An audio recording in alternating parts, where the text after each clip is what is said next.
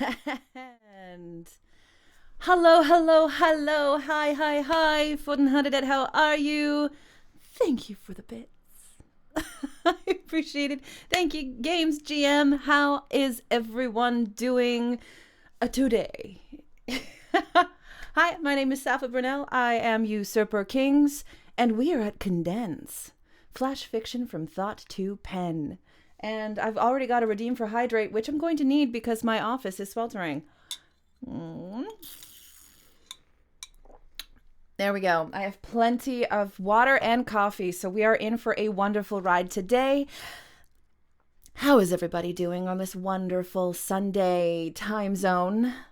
For me, morning. For other people, afternoon. Et al. Hello, Sailing Ocelot. Hello, Dazzly Cat. Hello, Games GM. And again, thank you very much for the bits. Boop, boop. Big hearts, big hearts. Wolf, I hope you have something you can do for your allergies. I'm so sorry about that. And what we're going to do today is we're going to get into some flash fiction. And what I'm hoping to do with Condense is also kind of give some tools about condensing our larger pieces into more dense prose. And now it is a stylistic choice, as I'll talk about in a little bit. It is a stylistic choice. If it's not your style, that's okay. Hopefully something in this 3-hour workshop is going to help you.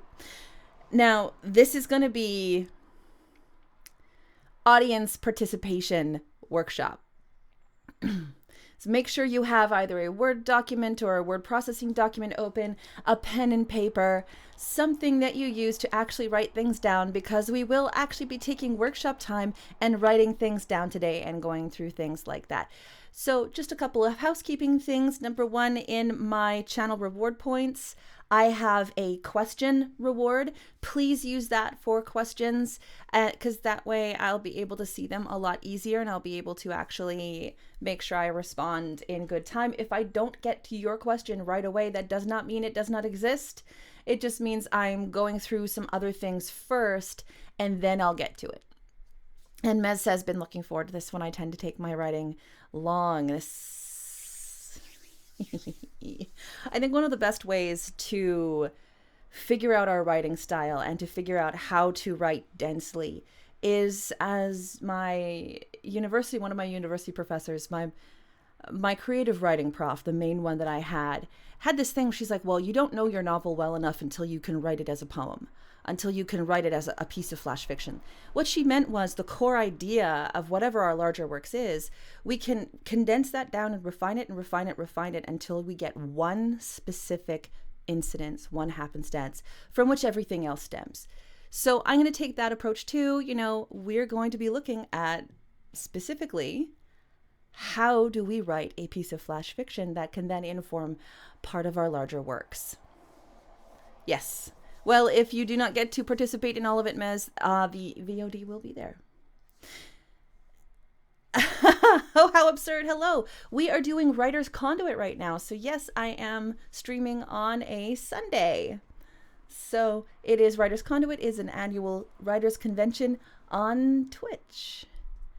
This is what we're doing today, everybody. We're going to start with intro and definitions, a history of flash fiction, building a story, some workshop time, refining that build, more workshop time, discussion, maybe potentially editing an example, and final thoughts. So Writer's Conduit, if you'll see up above, there is just this writersconduit.com. That website will tell you everything you need to know about what Writer's Conduit is. Oh, how absurd. I'm glad you're here today. Hello, Gwenfrey. I hope you're having a good day.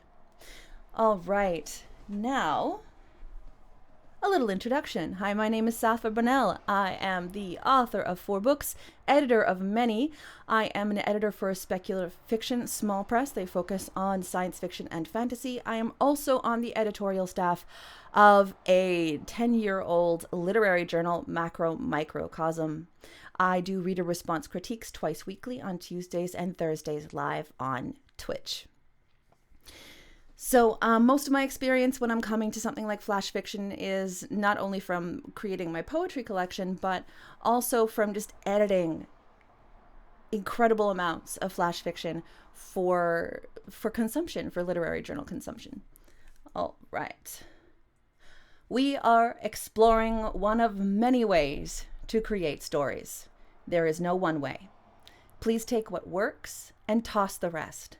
Please respect other people's processes and be kind. So every time I hear the mag title, I get flashbacks to reading Micronauts. Oh, fun times. Yeah. Actually, I think MMC is on here somewhere. I think I have a, yeah, there we go. So this, basically, I want to start with saying we are exploring one way of creating story. It is not the only way. There are multiple ways to create stories. And if something works for you, great. If it doesn't work for you, that's okay. So I am not here to say that I have the be all end all of everything and that I know all these secrets that nobody else knows. I'm not saying that this is the only way to do things. I'm saying this is one thought process that you can take to create a story. And no writing advice should be a straitjacket. Full stop. Writing advice is wonderful. We can find a lot of it. There is writing advice everywhere. On the internet, through friendships, through workshops in IRL, through books, through education, the whole thing. There's writing advice all over the place. No writing advice you get should ever be a straitjacket. You can use a specific experimental framework, which is what we're going to be doing today, but you can also cater it to your experience because everybody has different experiences. So whatever writing advice you get, take it with that grain of, does this serve me? And we're going to go from there. But today we're going to have some fun with a very specific type of experimental framework. And hopefully that gets some stuff going on. All right. What is flash fiction? Let's define our terms. Yes. Rules are made to be understood so you know how and when it's good to break them. Golden rule of Mez also applies to advice. Yeah, that's the perfect golden rule. Yeah, I really like that. 'Tis the golden rule of Mez. So, yeah, we need to understand rules. We need to understand certain frameworks and certain way that historically things have functioned and the way that certain literature functions. So we know how to kind of play on it from there. Because if we're too experimental, people are not going to understand what we mean. But if we're too rigid, then everything's going to seem very stilted and potentially very stale. So it's about finding that balance between taking in that advice, taking in that, that method, and figuring out the ways to make it yours, to make it comfy, to, keep going. Now let's define our terms. Flash fiction in general is usually fiction between 1 and 1,500 words. For today, we're talking about flash fiction is under 1,000 words, just because we only have 3 hours and we can't necessarily edit 1,500 words together in 3 hours. Not from start to finish, from creation to finish. So we're going to be focusing on flash fiction under 1,000 words today for the purposes of the workshop. But flash fiction has been known to be in 6-word stories, VSS Twitterature with 280 characters. If you want to see examples of very short stories, go check out Shy Red Fox, aka Amy. Also Phaedra Rose. Phaedra Rose, I've seen tons of VSS on Twitter from Phaedra Rose and from Amy. I know Amy does some VSS collab work too on World Anvil. So if you ever want to get into writing a very short story every day that is something under 280 characters, go check out Amy's work. Go check out Amy's World Anvil and shout out to Shy Red Fox. There's also the Dribble or the mini saga, which is 50 words. Think logline or short description for a novel.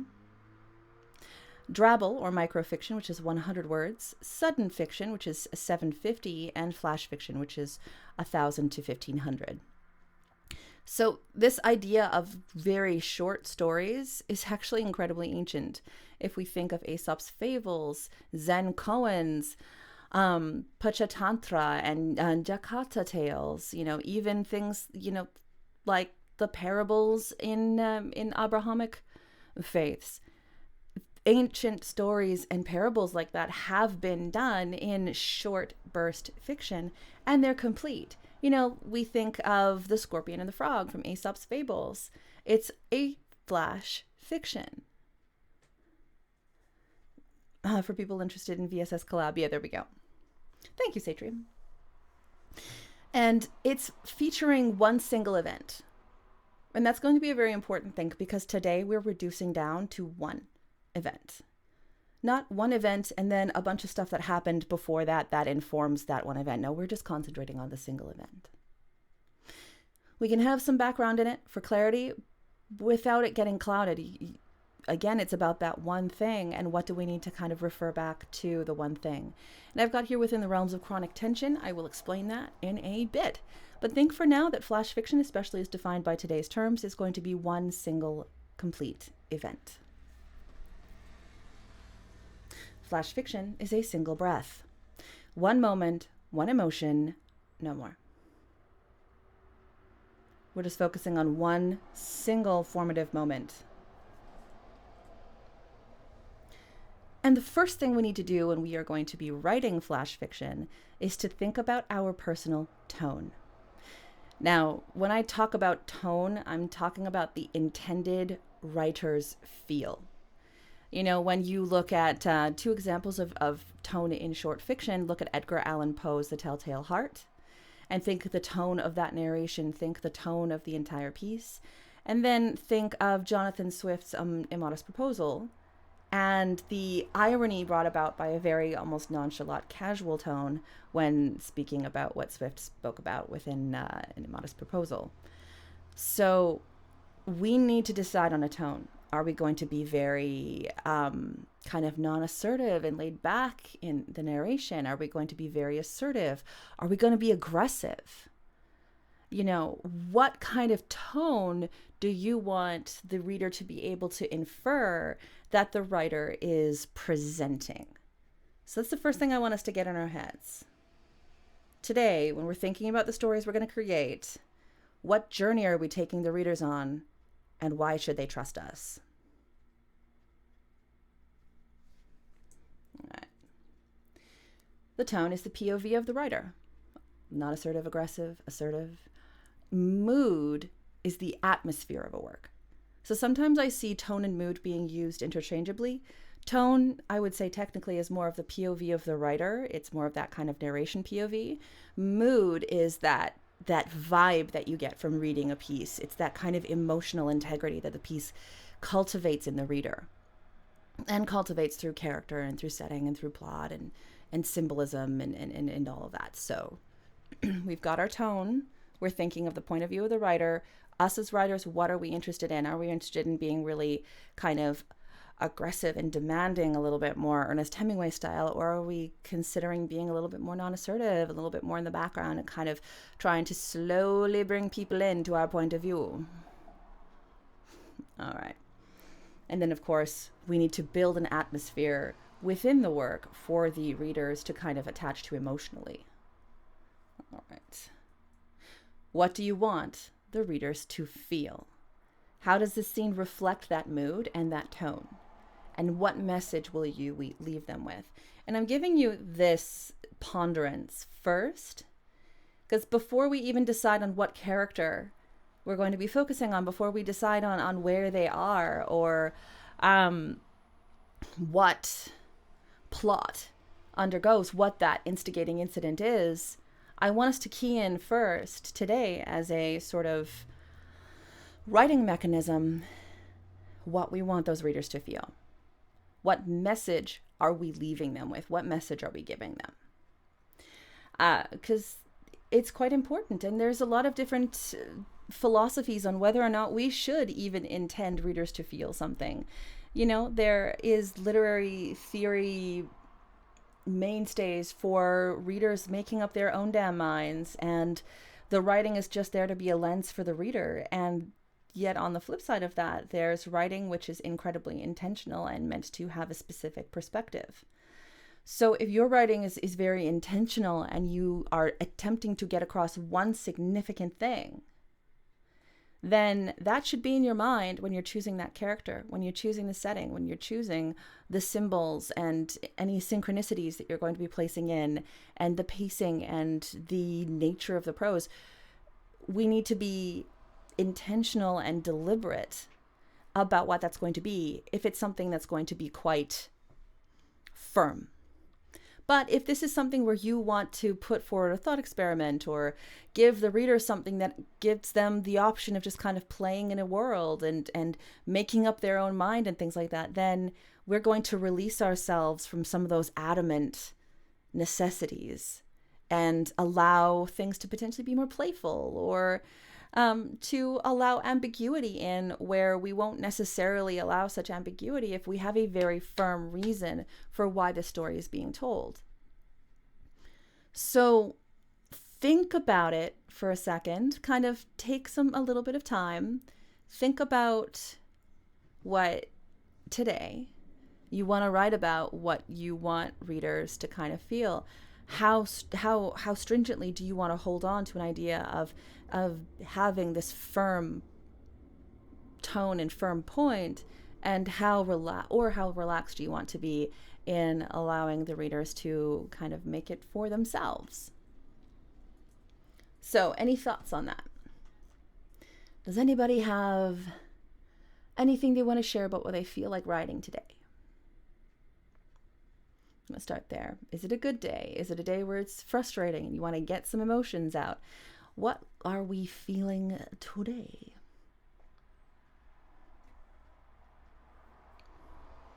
Ooh, Sailing Ocelot says, ooh, I think I want to write something connected to my visual novel. Yay! Yes. And that is one thing that I think is incredibly important about flash fiction that I learned from Katrina, that I learned from The Lady Writes. You know, Katrina's been inspiring me to write more short pieces as lead-ins to my larger projects. And I mean, The Lady Writes, she's completely right. I should be doing that. I should be writing flash fiction. I should be writing short pieces to lead people into the Lebenscycle, to lead people into Judge of Mystics. So is there something about that world that we can kind of go, okay, how do I give an introduction, or how do I do something that gives us the tone and the mood of that world? Yeah. And Daz says, can the message mean how the reader should feel about a character or a group, like an order night? Yes, absolutely. All right. And share equals feeling, oh my God, this stream's so pro. Thank you, Games. Med says, I'm feeling kind of hot. My room is sticky warm. Does that apply? Yes, it does. My room is sweltering right now. I did the bougie thing of being like, I'm going to take down that, 1970s blinds that I had on the windows, and I'm going to put out these beautiful white curtains that I had been given from a film set. I'm like, oh, this is going to be so nice. It's going to be so pretty. And now I'm going, oh, wait, this is my first summer without some form of sunshade in my office. And I can't have a fan on because they're noisy. I'm going to be writing something about one of my mains, like, searching for a pool. Let's be honest. Heat. The expression of being sticky and warm. And Gwenifrey says, just woken up, not sure if my brain is ready to write yet. That's okay, Gwenifrey. You can always take these as something for later. Speaking of sticky and warm, plenty of hydration. I was like, gonna be here for 3 hours? Grab the jug. All right. I was actually thinking of something similar. Do it. Have fun with it. It's supposed to be fun, and I mean, we all write for different reasons. We all have, as there have been, the VODs will be up, there have been a lot of different panels during this writers conference about things like writing for mental health and from a mental health perspective and different things like that. There's a lot of reasons why we write, and they are all valid. The question is, after those things are written, which ones are we going to present to others and which ones we're going to hold back? So, like, which ones were just for us and which ones are for more commercial consumption? Today we're talking about whatever story you feel inspired at right now. And then hopefully that will give you some building blocks to be able to re-reference this. Go back. I will be putting my presentation up as a PDF for the Writer's Conduit treasure trove. So that will be present. If you want to go back and try the thought exercise again and do it from a different perspective. I turned the ads off. Oh no. I'm sorry, I turned the ads off. Twitch. What are you doing to me, Twitch? Hi. Hey, Rachel, how are you doing? We're having a fantastic day. I'm sorry, let me check on that because I turned them off. I turned them off yesterday.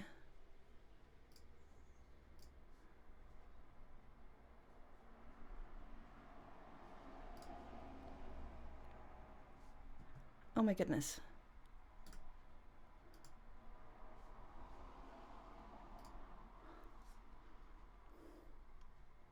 Yeah, okay. There we go. It's programmed to be resistant.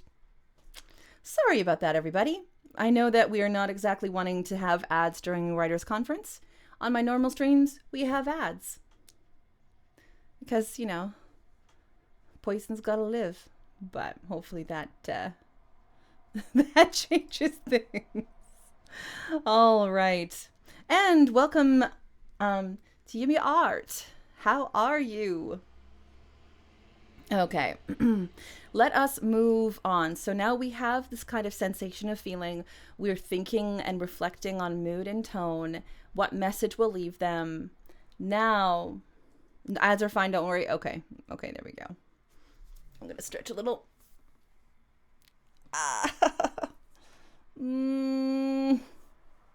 There we go. Oh, thank you so much. Games GM, thank you from the bottom of my heart for that subscription.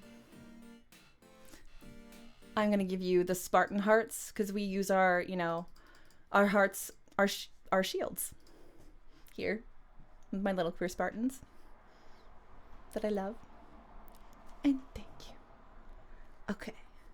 Now, thank you for the bits. I appreciate. Let's think. Heart back, yeah. Let's think about mood and tone. What kind of story we want to tell? And let's go to symbol. How are we going to tell that? Let's start with symbol. A device with literal and figurative meaning. Are you bringing pre-existing symbols to attach to the informed reader or creating a work-specific symbolism? So in flash fiction, really, we only have time for one. We have time for basically one symbol, one overarching symbolism. Now, are we going to use something like a white dove flying by, which means that peace is on the way, or something like that? Or are we going to create something like a yellow dress crumpled on the floor of a very tidy flat? You know, shout out to Neon Lieben for that image. Yes, I am shouting out my own book. I would apologize, but hi, my name is Sapha Burnell. Welcome to my stream. All right. So think of ways you can have a layered device within your work. It's not just a yellow dress. The yellow dress is a symbol for something. It is a connection point, a nodal connection to a bunch of different spiderweb portions that we're going to think about for our story. We're going to take some workshop time. We're going to do a 5-minute sprint when I start. Apologetic shill. I wish I could bring myself to do that. Unapologetic. Well, you know, every once in a while I got to remind people that I wrote a book. We're going to take 5 minutes, and I mean 5 minutes just so that it's just rapid fire. There is no wrong answer. During this workshop time today, absolve yourself from any questions of whether or not something is wrong or right. Absolve yourself about whether or not this is, you know, oh, is it any good? Is it, you know, we're workshopping. We're throwing spaghetti at a wall. And hoping to get, you know, some form of quantum entanglement. So we're going to just write down as much as possible, as much as we can right now. Even if that's just one word over and over and over, at least we did it. And so we are going to workshop tone. What approach are you taking? Write it down. How will that choice affect the mood? And I love throwing spaghetti at the wall. Yes. And symbols, images, devices, words, phrases with unique connotations. They can be pre-existing symbols or specific to your work. Write down your potential tone and write down as many symbols as you like working with that are natural to you to focus on. Okay, and while you do that, I'm going to do it too. We're going to have some fun with this. Alrighty. And Rachel's lurking. See you in a bit, Rach. I am going to set up the timer and put some music on, and we're going to take 5 minutes. And music. Where is the pretzel rocks? There we go.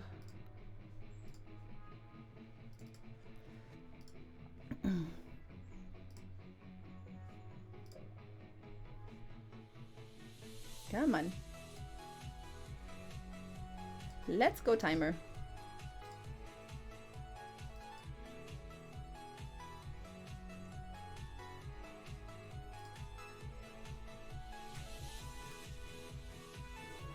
Or I'm just going to say that we'll be back at 10:05 at the top of the hour. Whatever hour it is, 5 minutes after that, we're going to do it because my stream timer is stuck.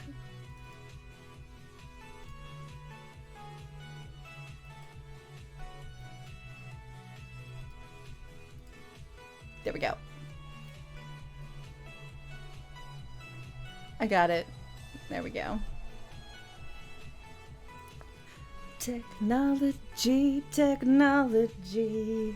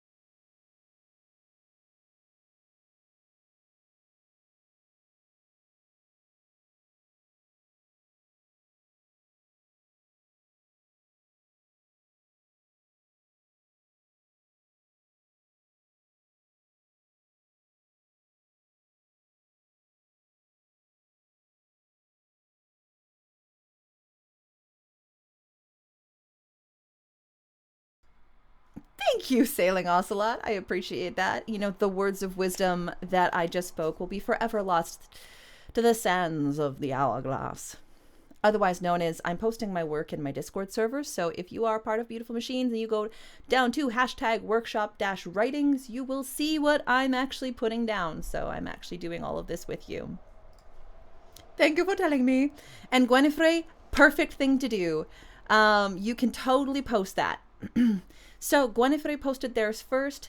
They said that they want to have an ironic tone. Whimsical, angry, didactic, neutral, bright and bubbly, sensuous, romantic, conspiratorial. Those are all kinds of tone. And Sailing Ocelot says, this is what I got. Not sure if I understood the task properly. Tone, busyness, chaos below, calm at the top. Contrasting two kinds of chaos. Observing traffic outside, to settle a chaos within. Okay, so I'm getting that tone of kind of outward, almost repressive calm and inward chaos, inward unsettling. Okay, this is good. Symbols, hot, rainy weather to symbolize chaos. Yeah, it's reminding me of being in Thailand and when it rains during the rainy season and just how kind of like sudden and chaotic it can be. And then it's done. You know, all of a sudden it's like, what just happened? 45-second rains. Tall buildings to symbolize being overwhelmed. Rooftop to symbolize mastering this feeling. Perhaps Sailing Ocelot will use paradoxical phrases, chaotic slumber, to describe the city at night. Okay, I like it. There we go. Swans, column on the top, frantic paddling below the water. That works. It totally works. So Sailing Ocelot, you got it. You understood the exercise. What I got was, I'm looking for a very adamant tone. A sort of very clinical person that's looking at something in an emotional way. For symbols, I was playing around. I just wrote down a whole bunch of different symbols, like the yellow dress on the floor of a tidy flat, a drop of water down a glass, and that sense of kind of being poured out. Ice, all but melted, set back in the freezer at pools of almost liquid. The slush of a frozen popsicle set back in its container. A pomegranate half open on a cutting board. The stain of grenadine before it's bottled. A coffee mug with a chip in the handle. Yellow, like the dress, because of daffodils and the sun, I'm really playing off that image of the yellow dress right now because it's something that I want to know why it was such a recurring image in Neon Lieben. I want to investigate that. So today that's what I'm doing. I'm investigating the situation around that yellow dress and why it was so significant both to Demian and to Sophia. Daz, what did you get? Let's see it. I believe that Mez got Swan.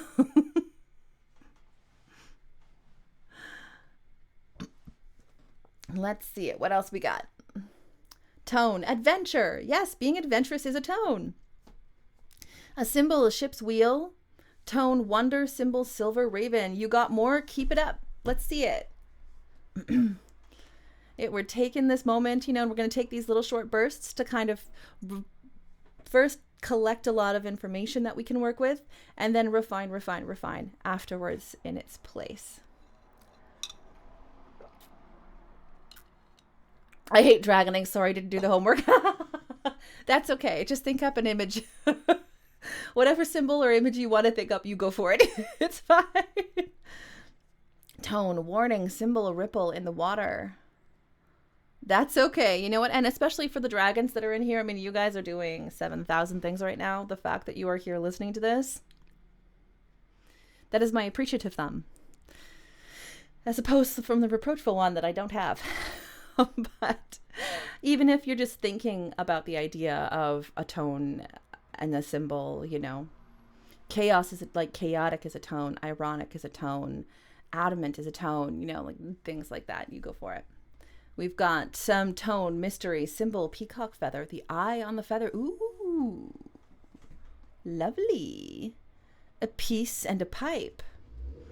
Mez, tone, cautious, observant, symbol, approaching swan. Have you ever tried to approach a swan? My gosh, they are... You get to know how big the bird is when you're like, oh my goodness, you are huge. I think I shall give you a respectful distance because I don't want to get my limbs broken. All right. So, regardless if we're just kind of overarchingly thinking of the tone of our story and a symbol or two that we want to incorporate, we're going to keep going. Just don't approach the swans. Don't drop your wallet near them, just a bit of advice. Oh no, that sounds like advice that you've actually learned from yourself personally. Mez says I'm probably going for something frustration related for the tone if I get the chance to write something. Good. Frustration is a great tone. Just buy a new wallet, it's easier. The tone, so something deathly, something kind of macabre and chthonic. The symbol being blood. All right. Next, we're going to talk about one of my favorite parts of writing because I'm a massive quantum physics geek. Synchronicity. Circumstances that appear meaningfully related, yet lack a causal connection. Now, when I'm talking about symbol, I'm talking about, that sense of an image that we can incorporate layers into. Is the yellow dress just a yellow dress? Yeah, it's something that Sophia wore, but the yellow dress crumpled on the floor of the tiny flat. It's a symbol for much more than that. It's a symbol of becoming undone. It's a symbol of both sunshine and, games. I like that. It's a symbol of quite a bit, and that's what I'm kind of going with right now. Symbol can't stand the heat, but can't leave the kitchen either. The symbolic sweat running down my symbolic spine right now that no one can see. Now we're going on to synchronicity, which is taking multiple symbols which seem unrelated. They lack a causal connection. They are acausal. It's not like, one symbol is the pomegranate half, cut open on a cutting board, and the other symbol is the knife that just used it. This is talking about, you've got the pomegranate cut open on a cutting board, and then you've got the yellow dress. Well, maybe the yellow dress was dropped onto the floor because in opening that pomegranate, there's something else, but you're lacking that specific causal connection, yet you're still trying to find ways to connect them. Think of it with, so TGV Art says, my literature teacher said that a symbol are what you make and a spoon can be a fork for another. That stuck with me. Yeah. And now we're taking some of these symbols and we're incorporating them together, hoping to look for some synchronicity, hoping to look for that. Carl Jung and Wolfgang Pauli came together to theorize the Pauli-Jungian conjecture of a double aspect effect, aka the mental and the physical are two aspects of or perspectives on the same substance.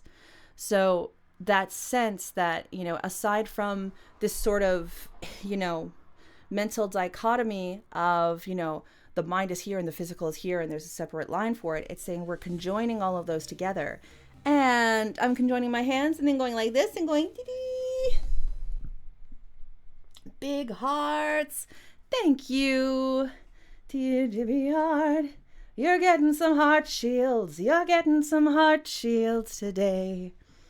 So I want us to take a look at what sort of seemingly unrelated mental state or seemingly unrelated thing we can connect up with the symbols that we've written down.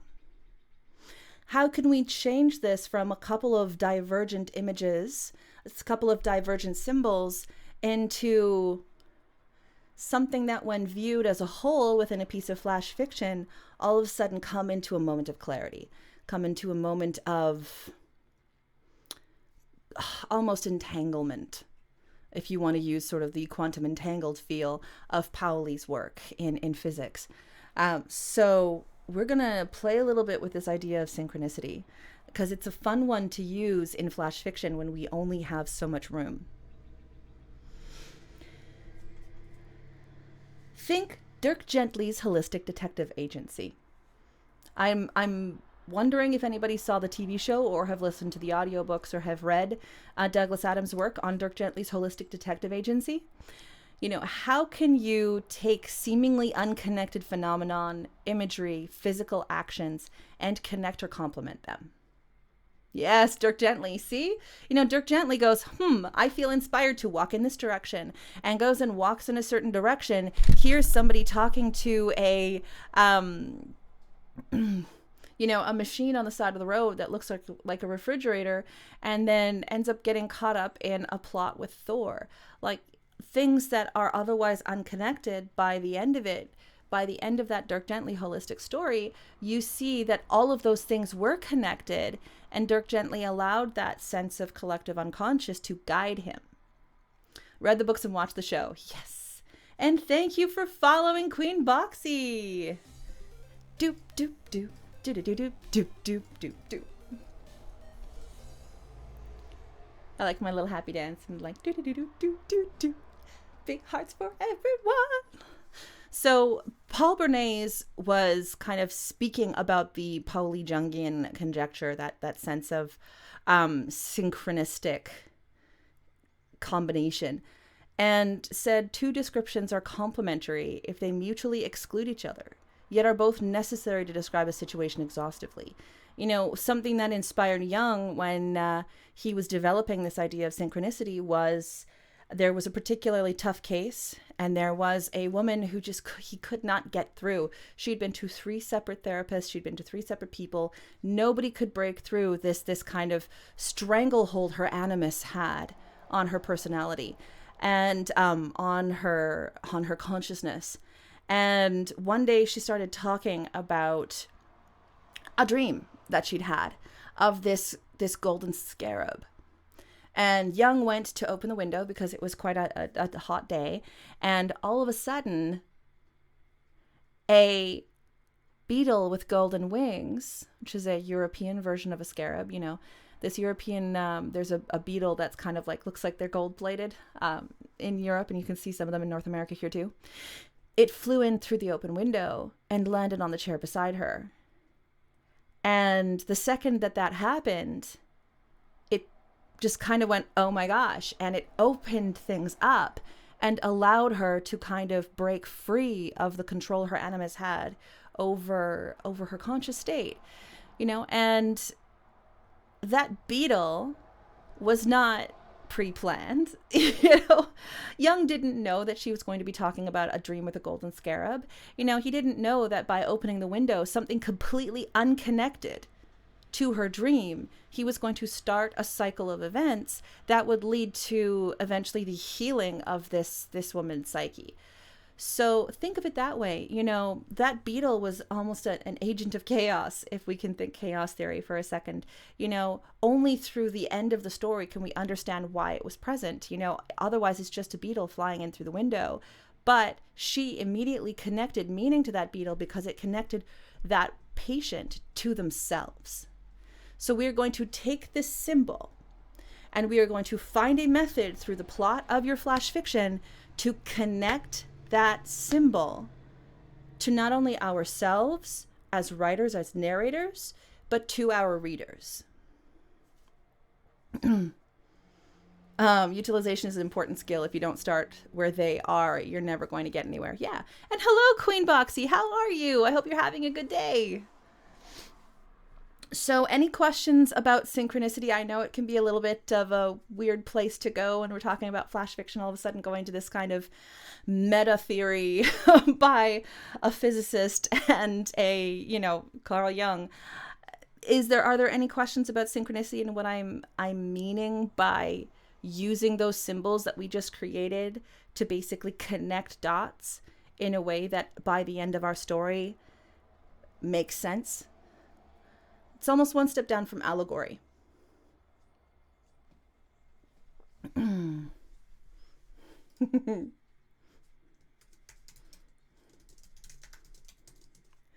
All right.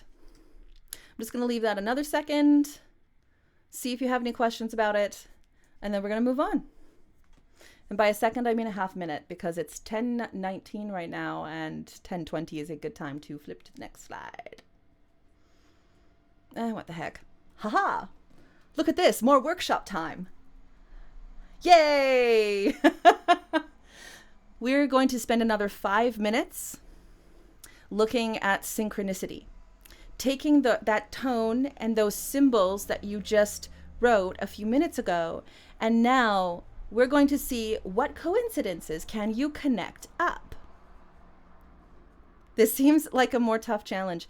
And whether or not you're successful at figuring out ways to connect up is okay. It's more about the thought experiment and trying to figure out, in your plot, how can you use that mechanism of climbing from that building onto a roof as a way to talk about the conquering of chaos within that character, or say that kind of facade of stillness. How is that going to connect to something like a rogue wave coming by, or that crash of the rain and what it does, and whether or not that person then goes up onto that roof to feel it? Think of the connections you can make between your symbols. And now we're going to start introducing the one character we're going to focus on.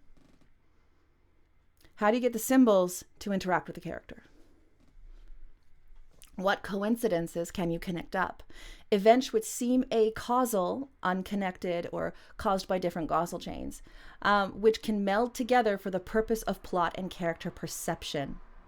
Create meaningful connections from seemingly unconnected things. You're so good at this. I'll give this a go. Give it a go. See how you do. I am going to do my own version of this in the Discord server.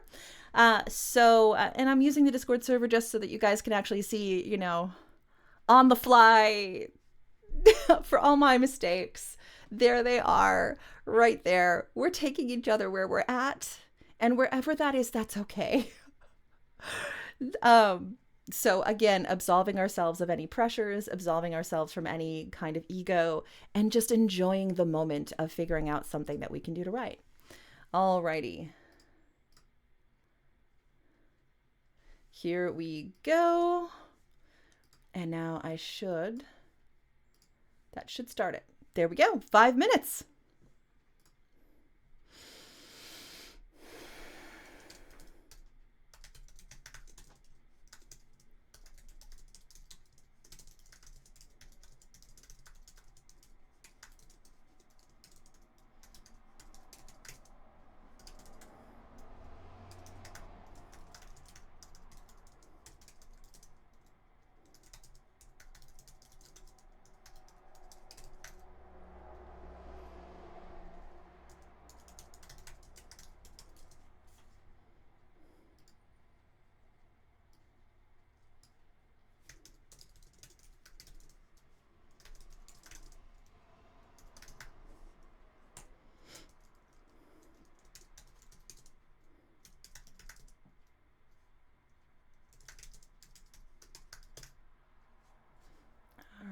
Let's see here. And welcome, Morgan, to the Discord server. Oh, music. Gonna forget my head next. There we go.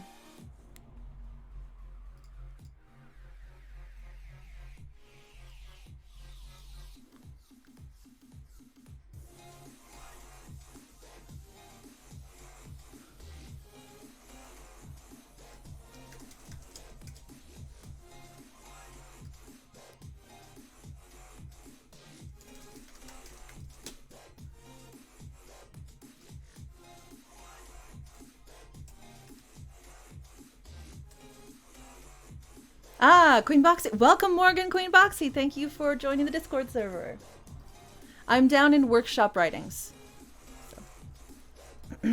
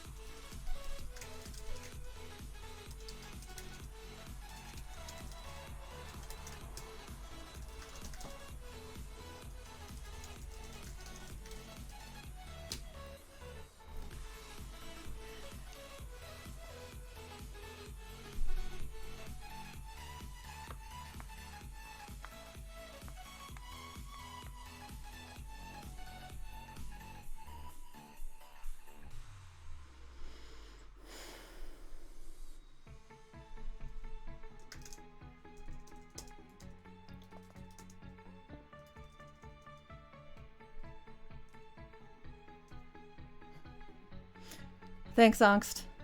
I appreciate it.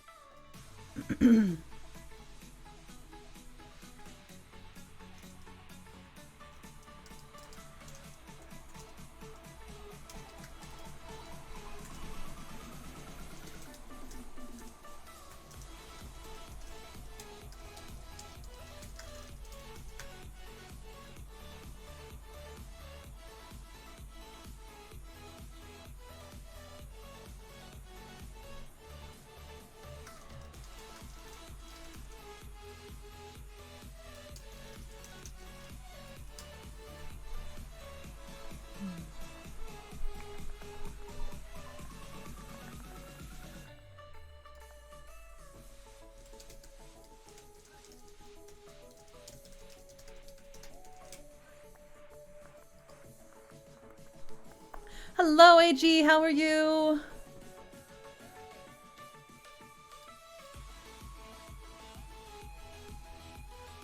Whee!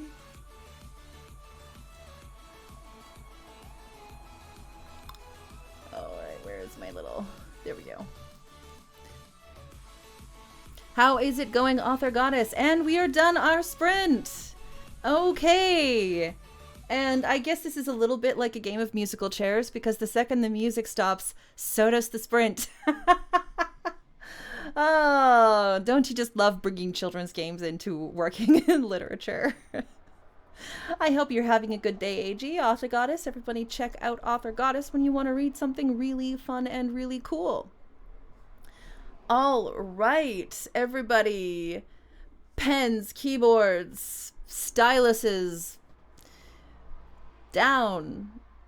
What, if anything, did we get for just a rapid fire on connecting seemingly unconnected things that we can use in our piece of flash fiction? Yes, Delight. But I'm rapid firing now for 5-minute bursts, because a little bit later we're going to have a longer one. So don't worry, you can still go back and continue. You don't have to be finished.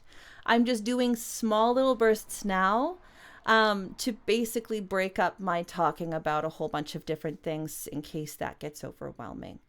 But we will have the chance to go back and workshop more of this in a little bit. Okay, we've got with Gwenfrey, we've got a coiled length of string with a piece of red sealing wax clinging to it on the living room carpet. A cell phone with a shadowed screen on the front lawn. Didn't get to the connection. That's okay. That's okay. We'll have more time in a bit. You're not shut out from the rest, Angst. So if you missed step 1, that's okay. Step 1 was figuring out what tone you want to have in your story and any symbols that you want to use. Step 2 is to create a meaningful connection between seemingly unconnected things. So using those symbols and finding a way to connect symbols that seem disparate but are really part of the same small narrative. So if you missed that first 5 minutes, that's okay. We can build on it from there. All right. They are very vivid images, Gwenfrey. And so now, as you're sitting here thinking, and as we move on to, choosing a character, choosing the plot around it, you can use that idea, those ideas of the coiled length of string with a piece of red sealing wax on the living room carpet with a cell phone with a shattered screen. So just think those are your 2 connective points, and now we're going to find a way to connect those up. And Sailing Ocelot says, Annabelle shivered in the hot rain. Under her deep breaths, the vehicles, the shouts, and the midnight trade struck rhythms that marched with blurry streets. Wet hair snaked on her face, her expression like a dark hiss. You're welcome, Angst. Mez says, storm clouds hanging in a heavy air. I hope that the traffic outside is not too damaging. It's just, if I close that window, I am going to be more sweltering than an ice cube under a broiler. Oh. Storm clouds hanging in heavy air and lid stuck on a jar. Storm breaking and relieving air pressure. Jar lid finally moves and the pressure seal pops. Please do not kill the streamer. Your health comes first. It detracts from workshops. Yeah, no kidding. If I die in this room, I don't know if I'm going to be here on Tuesday, everyone. Okay. I know I'm laughing, but that's just because of nerves. Alrighty. Now mine, what I got was the yellow dress on the floor of the tidy flat and a pomegranate half split up on the cutting board.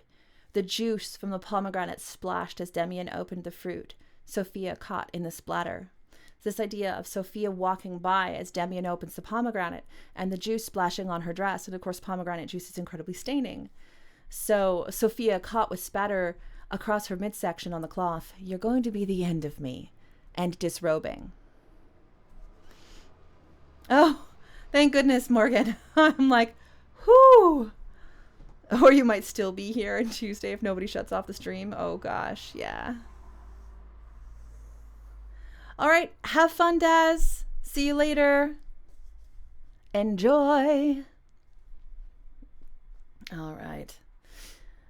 Connection. And so for me, I'm connecting up, the opening of a pomegranate in the distance closed by lovers in the middle of their lives. The pomegranate plus the distance plus the pass by equals the yellow dress getting sloughed off onto the floor.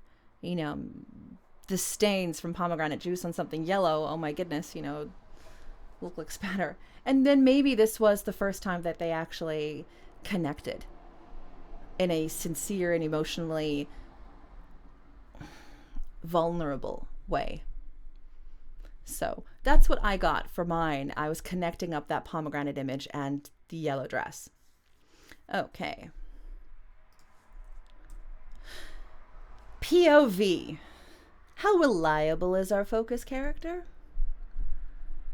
How is our focus character's perception validated or invalidated by events, setting, and mood? Choose this now. Does our focus character, because we're going to choose one now, we're looking at symbols, we're looking at ways we can connect those symbols, and now we're using those symbols and that connection to create a situation for one focus character. We've got 1,000 words. We don't have room for seven people, as much as it makes me feel funny to say that, because if there's a trash bin in a scene, I love finding a way to make it a character. But in this case, we're focusing on one specific focus character. How reliable is that focus character? We've got the interplay here between perception and reality.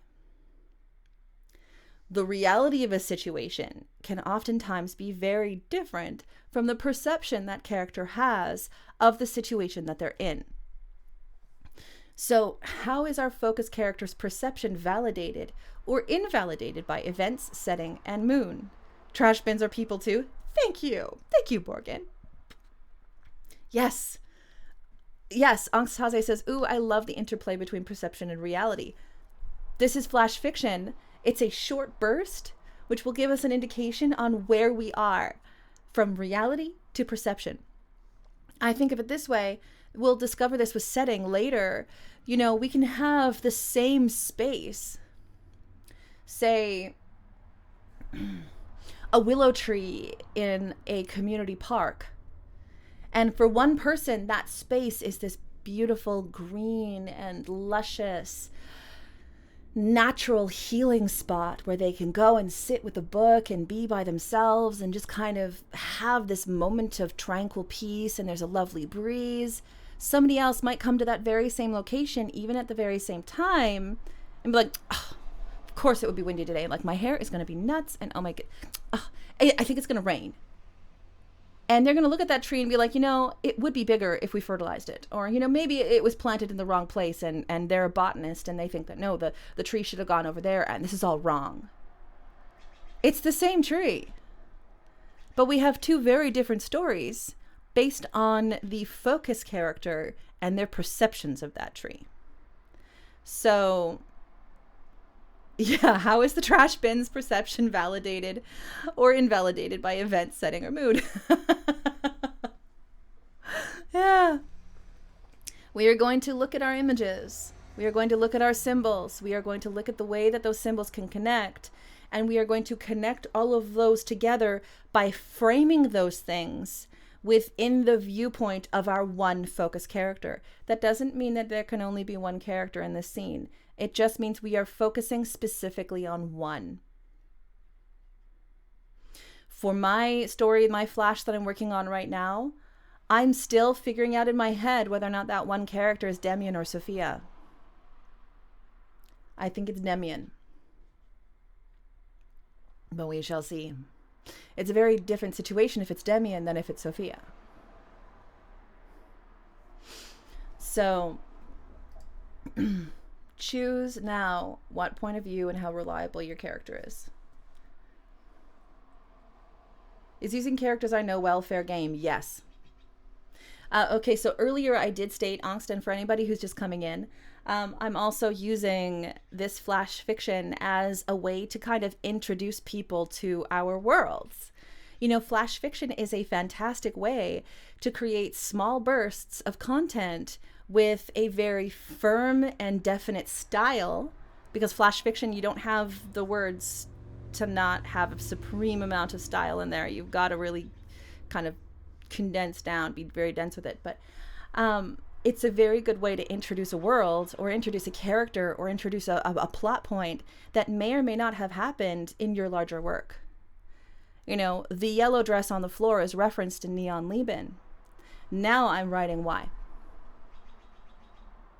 And oftentimes this is going to be my entry point. I'm going to throw this up there and it's going to be, you know, a newsletter thing or a free, a free story on BookFunnel, or, you know, a free short story out there that people can just grab and consume, and it will kind of pull them in to that ethos and the tone and the feeling of that world.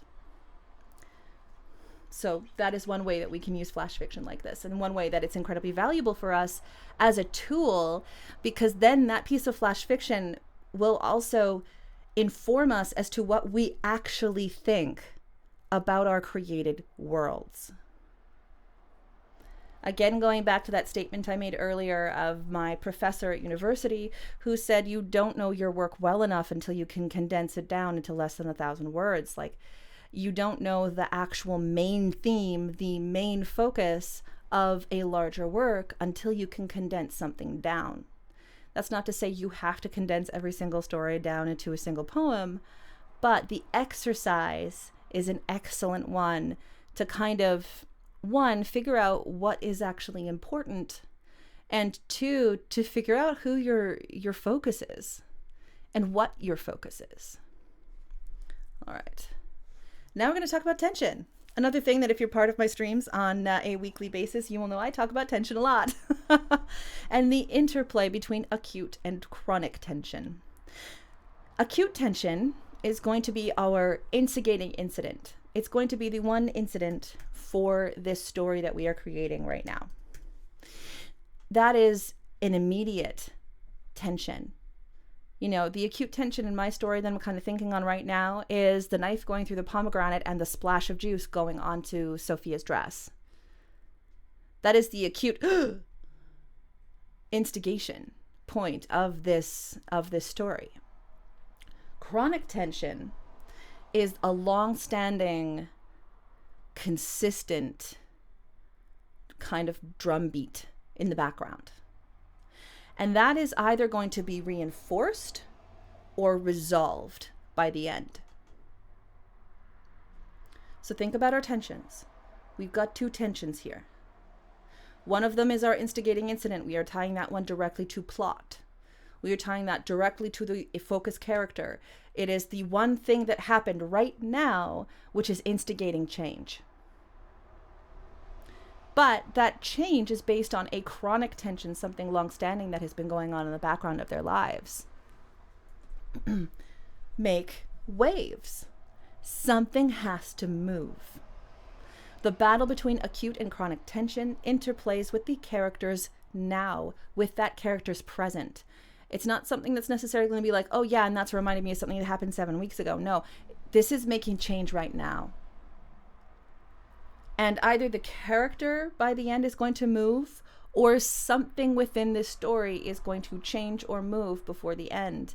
Flash fiction is incredibly good at showing us a motion, showing us some form of vector. If it's just a straight line, then that's not necessarily flash fiction. That's a wonderful thought piece, and it can be very good writing, but in flash fiction, something's got to give. We are talking about something either instigating change or reinforcing a current behavior. One of the two. Pick one moment of change or resolution. For me, it's the moment of the pomegranate juice staining that yellow dress. Live within one locus of change for your POV. What changed? Why now? So here's the plot point. And now if we're going back to, say, Guinevre's work, with, we've got that piece of string with sealing wax on the carpet, and then we have a cell phone with a broken screen. Is this story about how the cell phone screen broke? Is this the story of somebody opening and ripping open a letter and the sealing wax popped off? Is it some form of invitation to something? What is it that we can do plot-wise? What moment of change or resolution can we build to attach to these symbols and attach to our locus character, our focus?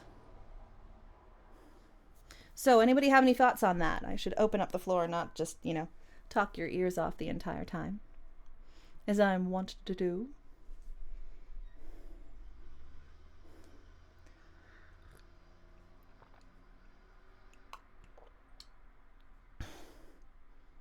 Yay, Star Trek. Not sponsored. Definitely not sponsored by Star Trek, although that would be really wicked. Okay, so think about symbols. Yay, Star Trek. Yes. Yay, Star Trek. Think about the symbols. Think about how you can connect seemingly acausal things. Think about one character, one focus, with one moment of change.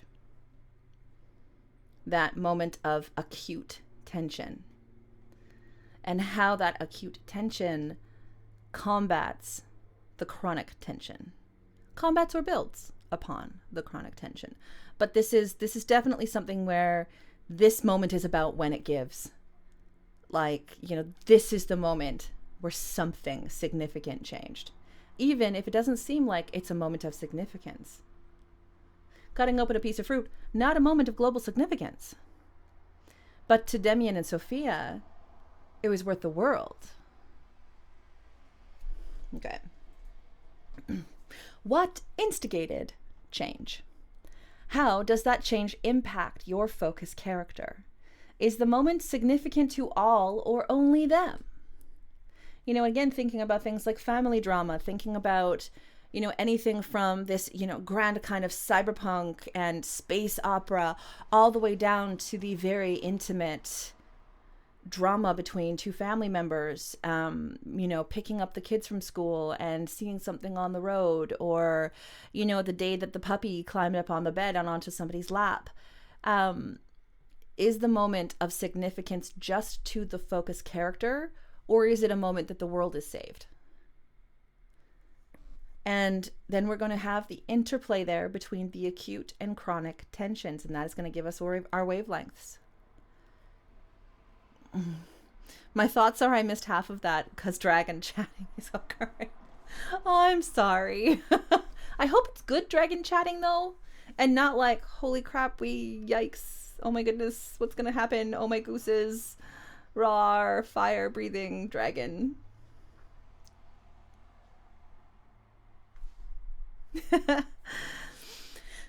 All right, and then we're going to have that interplay between the acute and chronic tension, the moment of significance, the change or impact, what instigated it, and then there's going to be a conclusion.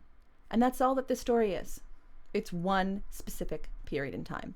So what you're going to do, we're going to start our longer workshop time. And for anybody who missed something, discussing who's on it for interviews, etc. Okay.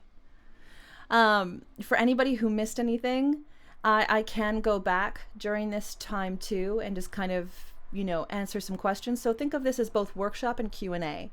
And in it, if you also take some break time, that's good too, because we're here for 3 hours. We can definitely take 5 or 10 minutes as a break if we need it.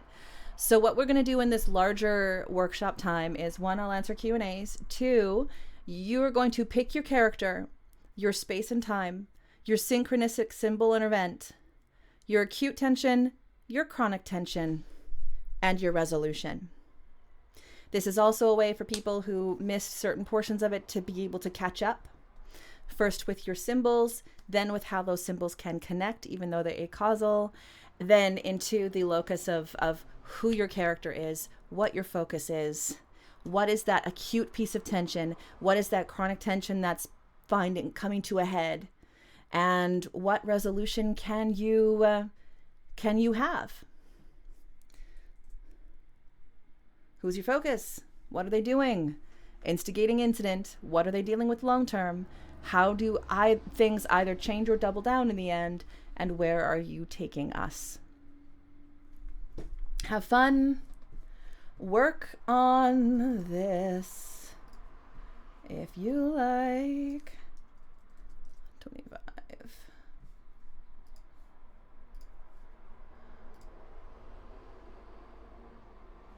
How are you going to work?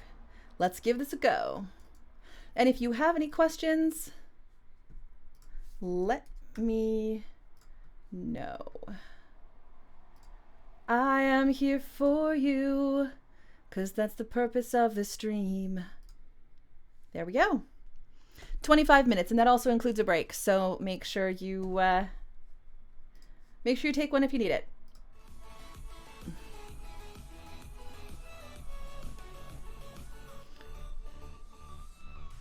All right. Ad time.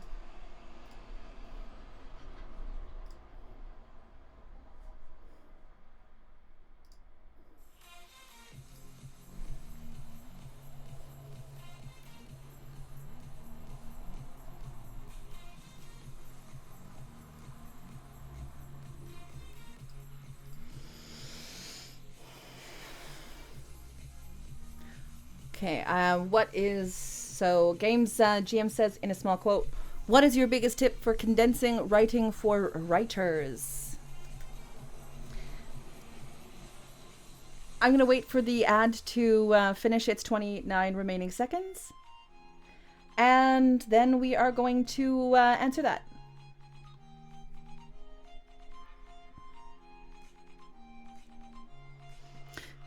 "16, 15, 14 seconds. I'm being so silly, I love it, it's so fun. Let's have the question now." Okay, so we have a question in a small quote. What is your biggest tip for condensing writing for writers? Heteroglossia. No, I did not just sneeze or have an aneurysm. I mean the literary, theoretical act of heteroglossia, of putting words in which carry double, triple, quadruple duty when it comes to definition weight. So putting something in there where that phrase can be taken in multiple ways, and all of those ways are relevant to the story at hand. Another thing, I've got a panel. Hold on, let me zoom ahead for you, because let me just, here we go. We will be talking about this in more depth a little later. Here's my cheat sheet. 1, eliminate as many extraneous words as you can. Very, just, that, had, however, any ly words, really, quite, like, seemed to, however, although, though, take them out. When you're condensing prose, think about that sort of lyricism of reading out loud, almost this poetic kind of feel to it, especially in short fiction. Repetitions, eliminate as many as you can. Dialogue tags, take them away. If you need to quantify who it is that's talking, you usually probably have "he said" as he went over to the sofa and sat down. Then why can't it be "you looked really pretty in it"? Demian went to the couch and sat down. He said as he is completely stricken away. there's a good 4 or 5 words that are gone just by using an action instead of a dialogue tag. Especially he exclaimed, he replied, he exculpated, you know. The context is there through your dialogue, so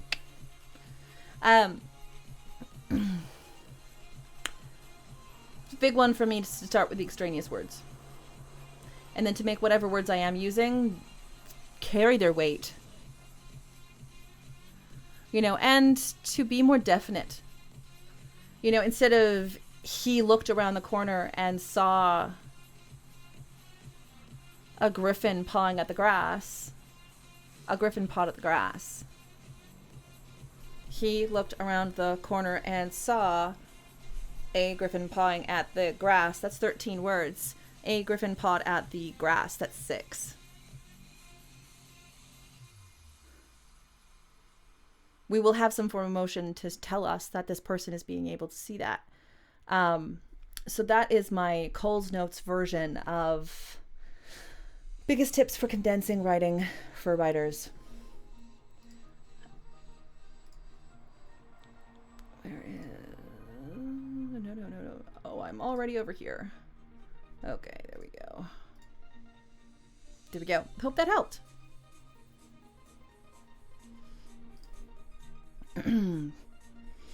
It was only a 5-second ad for me for some reason. I don't know. Twitch, you are what you are. We love you. All right.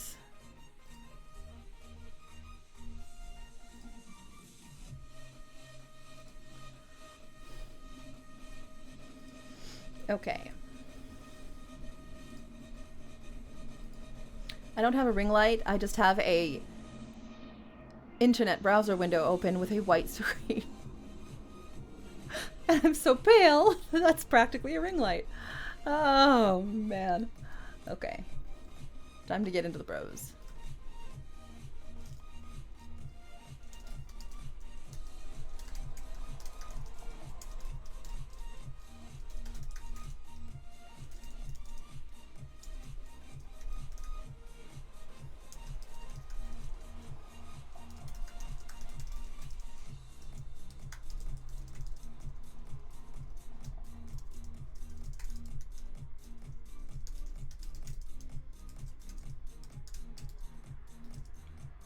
Yes, if anybody has any more questions, let me know. This is part of more of the freedom we have right now in this workshop time.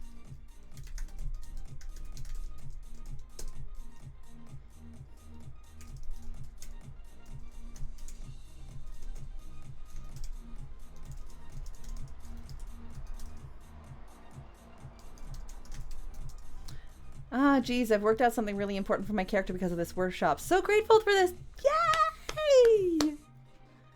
Oh, thank goodness. And, you know, I think, too, that's part of the reason why writing flash fiction, and especially using a method like this, can be so fulfilling when we are naturally people writing larger works. You know, when we're not just a flash fiction writer, you know, it can change our way of thinking about writing for a few precious minutes and give us a completely different perspective we wouldn't normally have seen. It's like taking the coffee mug and being like, yes, Star Trek, and then going, oh, there's something on the other side. Now I get it. You know, it's that exiting of our point of view, our comfort zone as creators, as people who are imagining these incredible universes in our heads every day, and being able to go, huh, green carpet. I never thought that this person liked green carpet. Wow, they're very gaudy. It's like AstroTurf inside. Huh.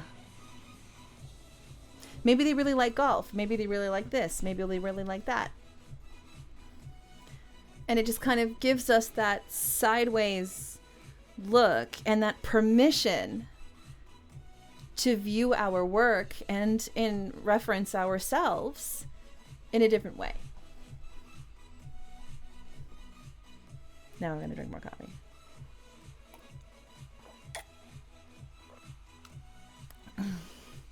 Maybe they hate green carpet, but they rent. Maybe they rent. Maybe that green carpet is that one grating thing that they're looking at every day and going, I have to work harder. I have to find another way. I have to, you know, and maybe that's the thing that connects them to all of these negative emotions. Maybe it's the green carpet. Or it came with the house and they're financially overextended with the mortgage. Maybe it's something unfixable. Maybe it's something that they are in the current mode of ripping up and finding out like what's underneath. Is it like particle board, concrete, or a beautiful wood floor from the 1950s with wonderful inlays that nobody knew was there? And Mez says, I think I caught enough of the bit I semi-missed to piece it together. Yay! What monster put green carpet over inlaid hardwood? I don't know.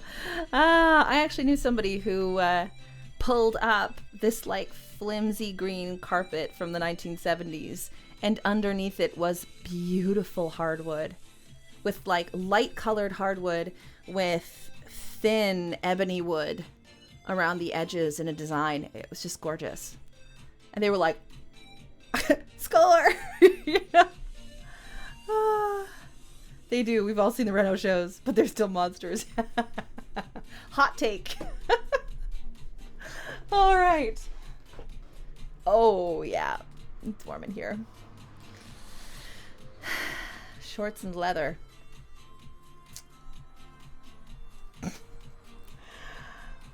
I think when this is done, I'm just going to ask Kick to take the hose to me. Run through a sprinkler. The first time since I was a child.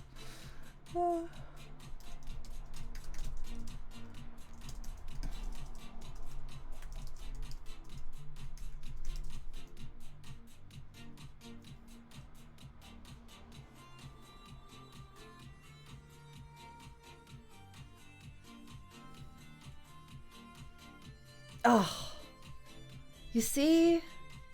I think too, sometimes people put carpeting down because they think it'll be easier. Or they think, well, it'll make the place warmer or something. And it's like...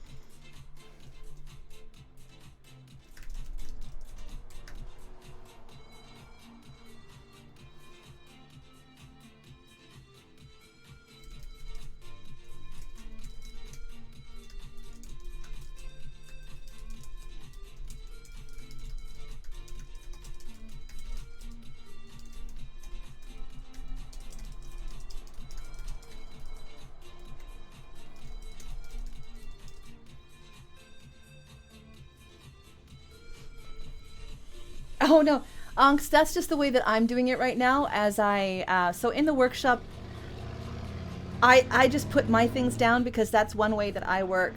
I list things and then I'm going in and I'm starting to type and I'm starting to kind of think up the whole story. So you don't need to revise quickly. It's okay. Whatever you have is fine. It's just in my method, I actually like write down, I go character, Demian, moment, making dinner, acute tension, chronic tension, this, and then I continue to write as I go.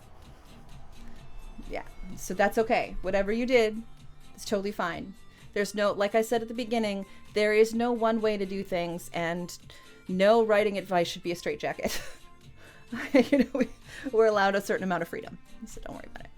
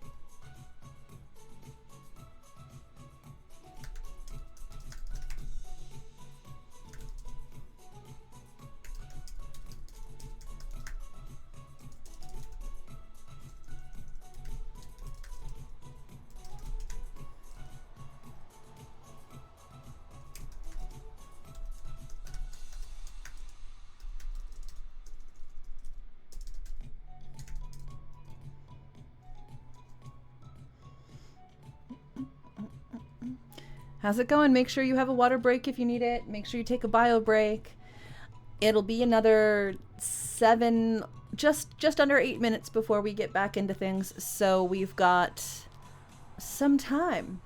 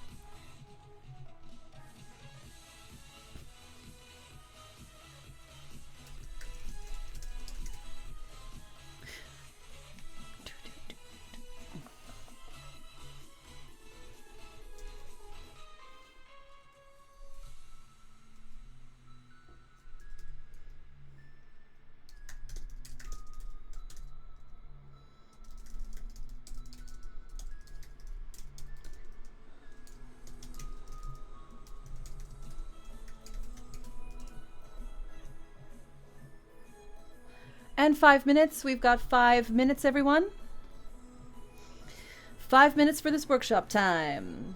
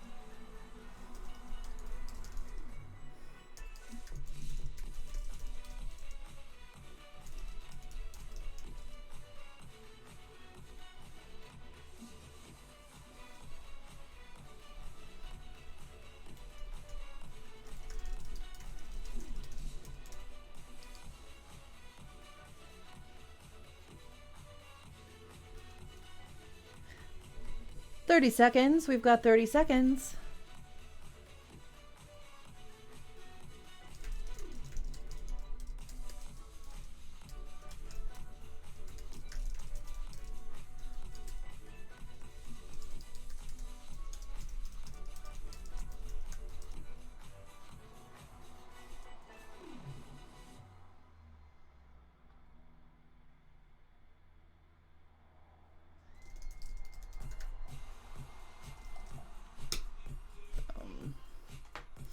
And sprint is complete. Boom. And boom, there it is. Without singing that song from the 90s because I can't sing it. I just don't. I don't got that one in my repertoire. All right, everyone. How are we doing? How are we doing? How are we doing? Boom. Ba-bam. I need some form of like sound I will get for the streams. Because the sprints will be good to have come July. Boom! Where are we at? If you've seen my mad scribbles, I've thrown up some scribbles and workshop writings, basically to stream of consciousness, my first take of what I believe the scene might be. And now obviously it's going to take a lot of editing, but I threw some stuff up. All right. Mez is like, boom! Ah, Sapha boom sound effect. Boom! Boom, boom, boom, boom, boom. All right. Yeah, and for those of you joining my Discord, yes, the screaming peach of that like thing, the sticker when people first come in, it's quite chaotic for a hello, you know, just some form of screaming fruit. This must be, you know, like heavy metal Muppets or something. But all right. And you know what? In 25 minutes, I didn't think that we would have an actual complete finished piece. I just thought we'd get something going, get something started. So, Gwenfrey, what did you write? Yeah, Mez, I write slow, but we'll keep going. That's good too. And yeah, I know 25 minutes is not a very long time to write a complete piece. It's not meant to be, you know, I'm a fairly quick writer. But even I haven't finished mine either. Will we get time to finish our stories later? Yes. Yes, we will. So we've got just over an hour left on this. And so we will have more time to continue working on it, on our pieces. If you're comfortable, you can post it here or in the Discord server, or if you don't want to post it for other people to see, just say so. It's up to you. 250 words. Excellent. I don't know here. You know what I'm going to do? I'm going to post mine so you can see it. There we go. Let's just post mine for a second. I'm going to post mine so you can see it. Also so I can see how long it is, because I really don't know. I'll fix that in a second.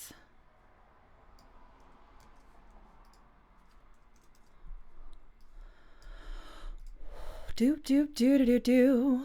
Ba da da da da da da da da da da da da da.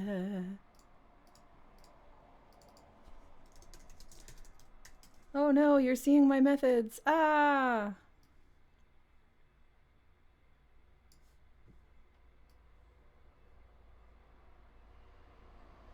Okay, clearly I'll read it out, but this basically, what did I do? How many words is it? Do we have a word count thing on here? Oh, well, I'll figure it out later. But that's as much as I wrote. All right. Gwenfrey says, I don't mind posting it, but it might be too long. That's okay. Posting it in little bits is fine. Flash fiction piece. Give that here. Mona grabbed at the piece of string her sister Dorothy dangled in front of her, panic rising to her throat like vomit. She struggled to breathe as the walls closed in on her. Why are you keeping it? It's old. How long has it been since parcels had sealing wax on them? If you need string, you can buy it at the store. Dorothy jiggled the piece of string in front of Mona's eyes until the red sealing wax swirled in dizzying, kaleidoscopic patterns. It was Mother's things when I cleared out her house. She'd kept it all those years. It must mean something. What? What does it mean? I don't know. Something. It means something. That's it. I'm calling Adult Protective Services. If you won't let your family help you, I'll let them deal with you. Oof. Dorothy pulled out her cell phone and began punch in numbers. A hot flash coursed through Mona's veins, giving her strength and purpose. She reached for the phone, wrenching it out of Dorothy's hands. Why, you... After a moment of shock, Dorothy sprang into action, grasping for her phone, but Mona was too quick for her. A childhood of bullying from her older siblings gave her wings. Ooh, I like that image. She ran to the open front door and tossed the phone outside. It hit the pointed tip of a gnome's hat, the one with the fishing rod, bouncing off it to land on the front lawn. The screen shattered. Ah. We got some emotional power in that piece. You know, and again, boom, my goodness. This goes straight into the action. Yeah, in medias res is one very good way to use flash fiction, kind of starting in the middle of something, starting in medias res. This goes straight into action dialogue, raising intrigue and excellent tension. Childhood of bullying gave her wings. I love that. 100% boom. Yeah. See, and that's basically a complete story right there. 250 words. We can refine, we can kind of see where we can reduce it even further. You know, we can add something more to it if we want. But if that story is complete the way it is, then there you go. Let's see this. And then Angst, is it okay if I share what you wrote? I just want to double check before I say it out loud. Or for those of you who are in the Discord server, Angsthaze posted their stuff up there too. Of course it's okay. Okay, beautiful. Character Teevil, younger than you've seen him before, I think. Moment, are Cephas and Andrew done with the laundry cauldron? Acute tension, there's extra laundry today and not a ton of time for it. Chronic tension, shifting roles and responsibilities within the household. Resolution, Teevil accepts that he's not going to have these mentors forever, and that settles responsibility for his development on his shoulders. Ooh, nice. There's a bit more. I ran out of time. That's fine, Gwenifrey. I'd suggest keep going. Keep going with it. I want to see more. I always want to see more, and then we condense as we go. All right. Cephas stretched from his precarious balance atop a ladder on the stage furthest from the kitchen, his wrinkled face intent on his task as he looped sodden rope around the overhead hard point. Teevil frowned. Are you done with the laundry cauldron? I have sheets from the overnight dungeon to wash today, in addition to everything else. Sorry about that, lad. This is the last lot for today. Andrew had been kneeling on the floor. He rested his hands on the edge of the table to lever himself up, pulled the line between himself and his brother taut as he stood. His hand went to the smell of his back, and Teevil wondered when he had gotten so old. Teevil crossed the dining room, though he didn't know what he could do. You could have asked me to help you with this, you know. It wouldn't have gone faster with 2 than 3. Cephas smiled down from atop the ladder. Andrew, is there enough there for another loop?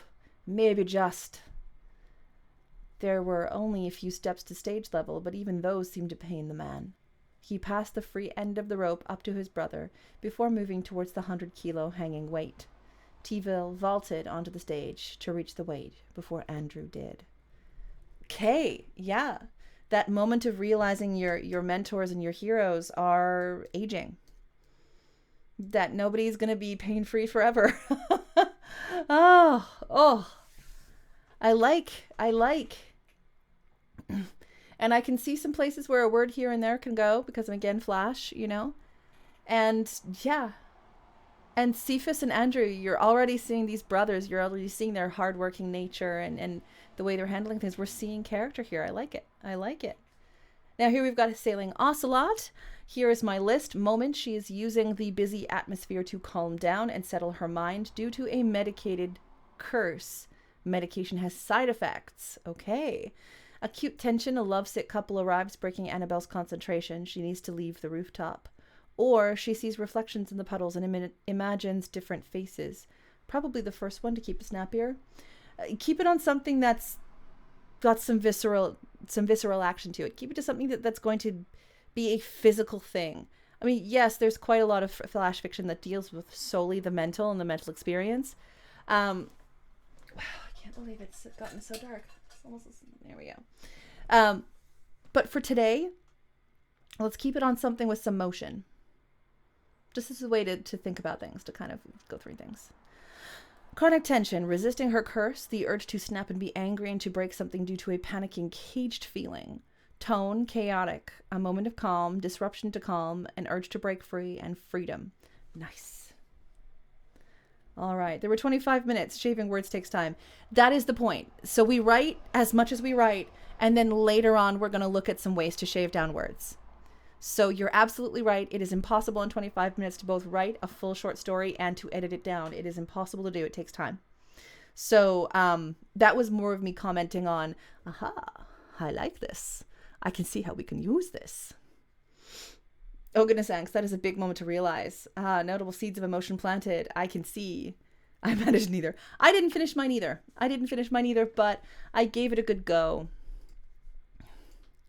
Come on, story. Yeah, I know you're not going to fit. There we go. So this was mine. This is what I got to do. Character, Demian, moment, making dinner / dessert. Acute tension, staining Sophia's yellow dress. Chronic tension, the building of romantic sensations. Resolution, Demian and Sophia connect for the first time. Top 5 tips to build a well-written story. Top 5.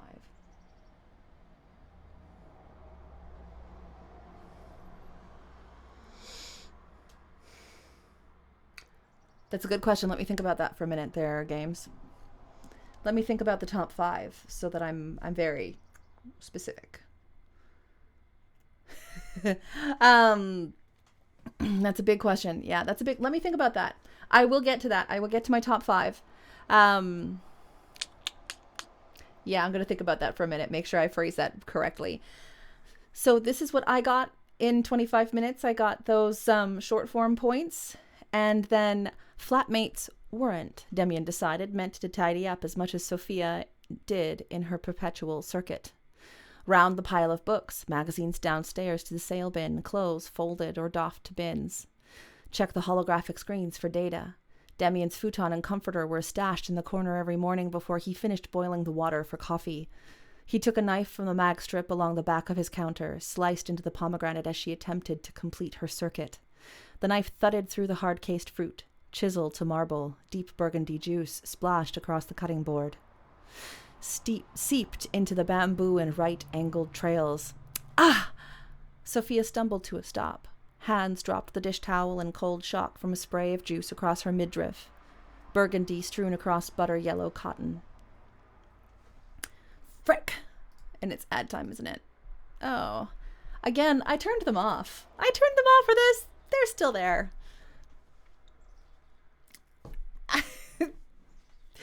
Yikes. I tried. Alrighty. Best I could do is try. Here we go. Waiting the 25 seconds. Waiting 25. I want to make sure everybody gets this. Want to make sure we get to see it. Twitch is Twitch. It is. I'm just glad I'm here. I'm glad I got to do this. I didn't know whether or not Writer's Conduit would want something like this, so I'm glad I got to do it. I love the singing while you wait. Yeah. Every once in a while, too, it turns into a Muppet dance, like that, like, yay! Because inwardly I am a Fraggle. All right. Ah! Sophia stumbled to a stop. Hands dropped the dish towel in cold shock from a spray of juice across her midriff. Burgundy strewn across butter-yellow cotton. Frick! Demian stowed the knife on the board and swore in loose Ukrainian. I'll get the... No! Rigid hands swatted at the stain, as if Sophia could brush off pigment and frustration in a single swoop. Demian doused a dish towel under the faucet, cautious hands raised to offer the apologetic gift. No.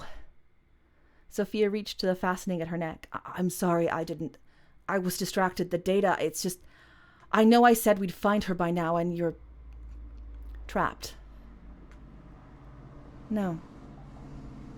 Sophia shook her head, loosened the fastening at her neck, the zip on the back of the sundress. She let the fabric fall, crumbled to the fastidiously clean floor. It's all right. That's all I got so far. Yes. Oh, the Muppets. I remember that show. Yes. The Muppets are always good. So that's what I got in 25 minutes. Obviously, there's a lot of things that need work. There are extra words that should be there and other words that should not. And it's incomplete at the moment. So, but we only had 25 minutes. So, and let's see. We'd love to have more workshops, actually. Well, we can definitely do more. Twitch is all about interactivity, after all. Yeah, it is. And I love that about Twitch. Workshops are what we usually do here. Yes, they are. Every Tuesday, Thursday, we do reader response critique. So it's basically a live beta read. Goodness, what an incredible example, Sapha. The description blends so well with the dialogue. I can't believe you wrote that so quickly, too, while being a host and answering questions. Well, it's on the Discord. You could see that I was typing it out on Discord. Oh, yeah.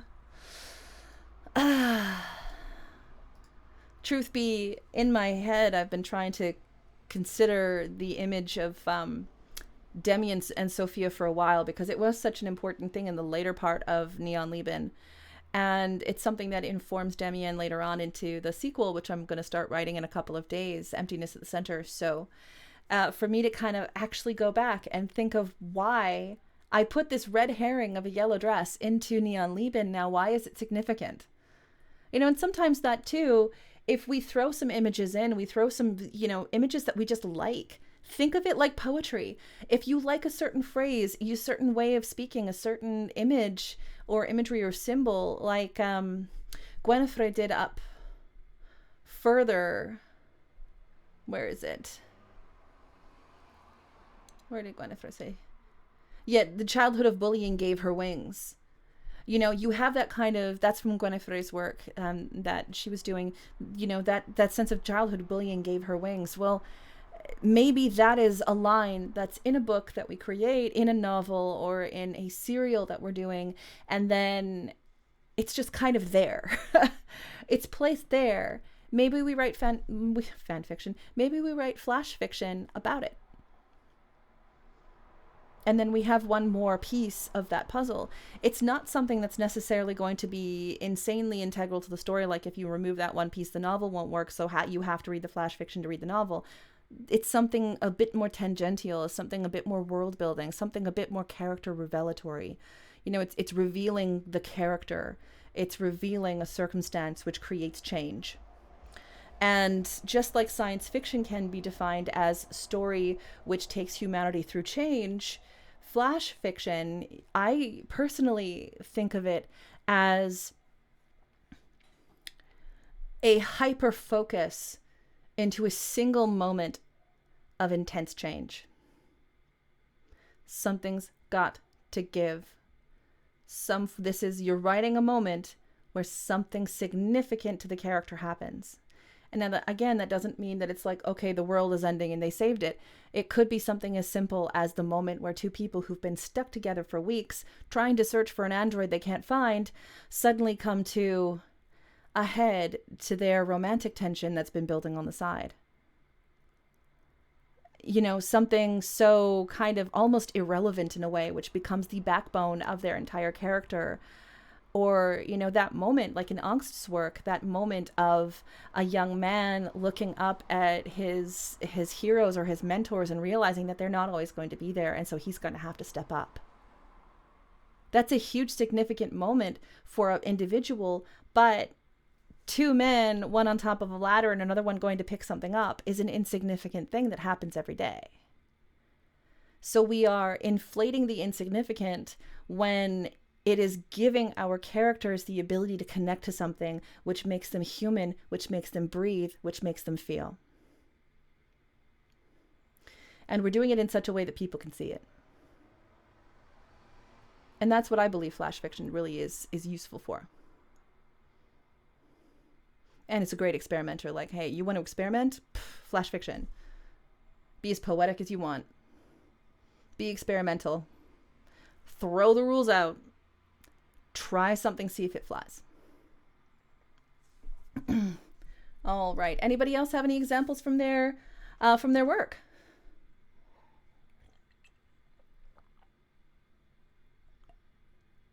Caffeination. Caffeination is wonderful. I'm so glad I can caffeinate. And now here's something. I'm holding off on sharing in case I don't get the chance to finish. No worries. It's all good. Talking about flash fiction, especially in the context of most of us here are writing larger works. I would say most, if not all of us who are viewing this are probably people who write long form fiction and are looking at flash fiction as a curio or as a learning tool, or as, you know, there is some other reason why you're looking at flash fiction. So when we're looking at flash fiction as kind of a lead into a larger work, we are implying the larger world exists, but only showing one single thing. Flash fiction's ability to imply a wider story makes it uniquely effective as lead-ins to larger worlds. Sometimes we don't need to lead in with an entire novella. Sometimes we can lead in with a couple pieces of flash fiction that tie the characters together. Boom, there we go. That, and especially when you view flash fiction as a display of your style, a display of what to expect. Because through that piece of flash fiction, by the time you get it through the process of, you know, picking your symbols and your tone, picking your synchronicities, picking your character, picking your setting, picking the plot of the things that happen, once you get all of those things in a bundle, the rest of it is about making it genuine to your voice.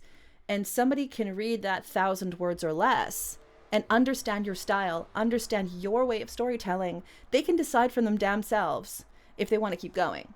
Pardon my French, I should have said darn. You know, they can decide if this writing style is for them, if they're interested in more.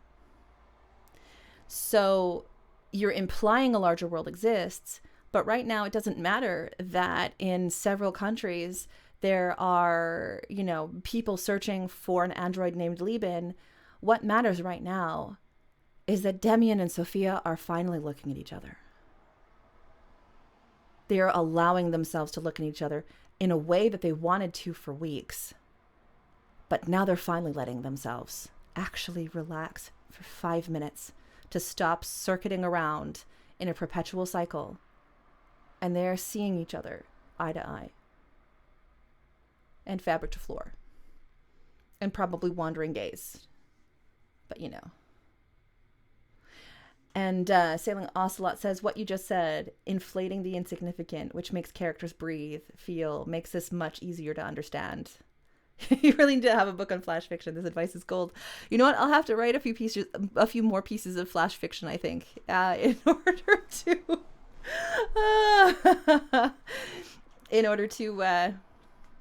help with that. And also too, shout out to Writers Conduit for having video on demand. This will be up on video on demand on the Writers Conduit YouTube channel and on my personal YouTube channel, Sapha Burnell. So you can always refer back to it if you like. All right. And especially too, like, let's go back to, you know, the Teevil story with Samatio. You know, oh shoot, that was a mistake.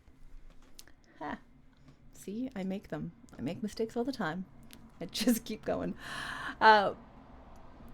Samatio is an incredibly diverse and rich world build. We're not seeing all of the things about Samatio right now. We're seeing Teevil as a young man. So it is implied that there is a world outside those doors, but right now the significance of Teevil's emotion is what's guiding us in that moment. All right. While we can ground our flash fiction in larger worlds, we cannot expect readers to live within the larger context. Simplify. Now, this is not a problem in anything that we've looked at today so far. This is just a mention, you know, if the story takes too much time to contextualize, you have not simplified it enough. Oh, why, thank you, Rachel. I think I shall have some water right now. Right?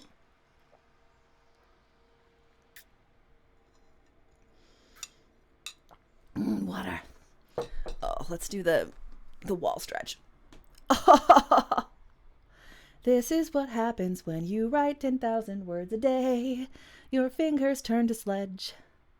You go to stretch and you're like, oh. This doesn't look like stretching. I guarantee you it is. Thank you. All right. So if it takes too much time to kind of show the history between, to show this, to show that, to show that, to show that, then you haven't yet to narrow down your work enough. And I think this is, we had the question earlier, and I'm going to answer that question, Games, of, where did it go? Top 5 tips to build a well-written story. Clarity of message is number 1. We cannot allow ourselves to get lost on 17,000 tangential things that could cloud our one clarity. Now, that's not to say that we don't have subplots and different characters and everything has to be about one character, but the essence of our work boils down to something. And when we're viewing this through the gaze of advice about flash fiction really is about simplifying down to that one thing, which you cannot remove, lest the entire Jenga tower fall down onto the floor and then somebody steps on it like a piece of Lego, and then game night is like, oh my gosh, I'm so sorry. You know, our work is a Jenga tower, and sometimes we need to yank out pieces to see whether or not it stands. So clarity of vision, first and foremost, needs to be there. We need to know what the F this is about. Not to say that it can't change as we write. I pants a lot of the time, you know. I'll be writing things and I don't necessarily know where that scene is going to go. I don't know where it's going to, you know, kind of be. At the same time, there is a sense that when I'm writing Neon Lieben, when I'm writing Emptiness at the Center, the Lieben cycle is about one specific philosophical quandary. And my work that references back is going to be more powerful based on different emotional expressions of the characters who are all dealing with that one thing. And they're going to kind of express that in different ways. I think number 2, when it comes to like the ultimate writing advice, is to condense your prose down until you get to a point where, okay, how do I say this? Okay. For those of us who tend to write a lot, we need to work on condensing our prose down. We need to work on, you know, maybe there's 3 sentences there and we should only have 1. And that 1 is more powerful than all 3.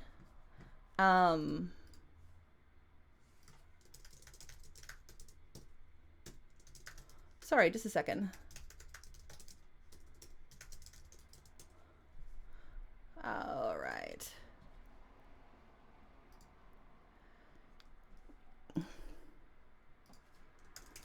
Okay, so I'm just going to take a short break for 5 minutes and I will be right back. 1 second.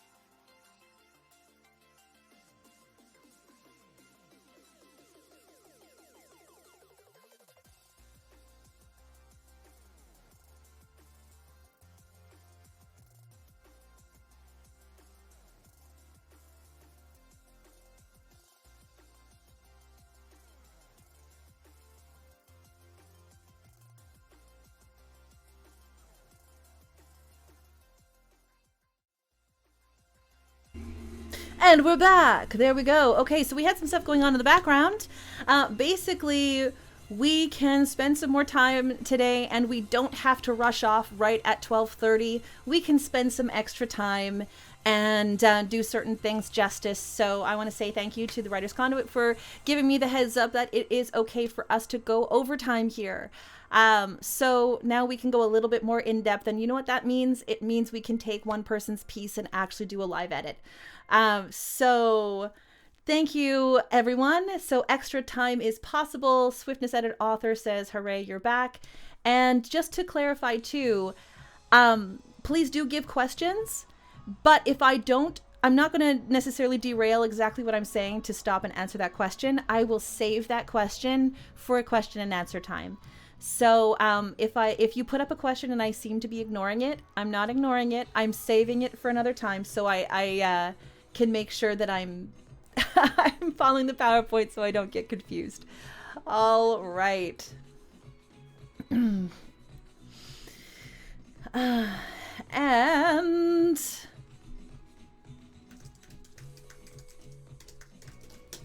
we are going to get back into this. So when we're talking flash fiction, especially if we're talking about developing something for our larger world, we want to give hints to that larger world, but concentrate down. It's almost like, think of flash fiction this way. We have a still image. We have a painting of, say, a painting of a crowd. The novel is the crowd. Flash fiction is one very extreme close shot on half of one person's face, or on the expression between two other people, or on a piece of the architecture, and maybe there is a sweater that is wafting in the wind. So it's still part of that larger image, but we're taking those close-ups. We're taking those physical close-ups, and that's what we're concentrating on. So if you're looking at that one close-up shot of somebody staring off into the distance, we don't have what they're staring at. We just have the essence of what they feel like and what they express and what they're dealing with as they stare off into that distance. So think of flash fiction, especially when it pertains to larger universes, when it pertains to larger works, think of it within that context.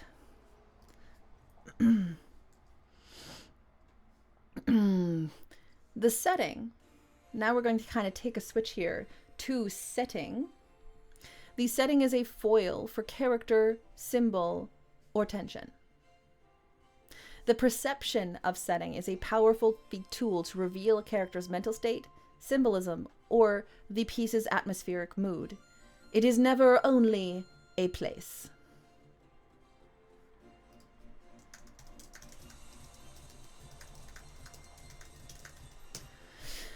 All right. It is never only a place. So when we're looking at setting, we are looking again at that switch between perception and reality for that focus character. So going back to that original image we had about an hour and a half ago of somebody sitting underneath a willow tree, and one person is having the best day of their life under that willow tree, and they're finally able to relax, and they're finally able to, let me turn the music down because I just realized it's still on. This is, sorry about that. Now it's better to, now it's just my voice. There we go.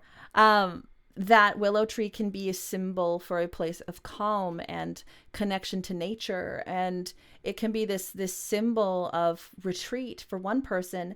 That exact same willow tree on that exact same day at that exact same time can be foreboding, or it can be a statement of chaos that, it's not planted in the right place, and it's angled wrong, and the leaves are falling off, and this, that, and the other thing. Like, how somebody perceives the reality is that there is a willow tree in that park.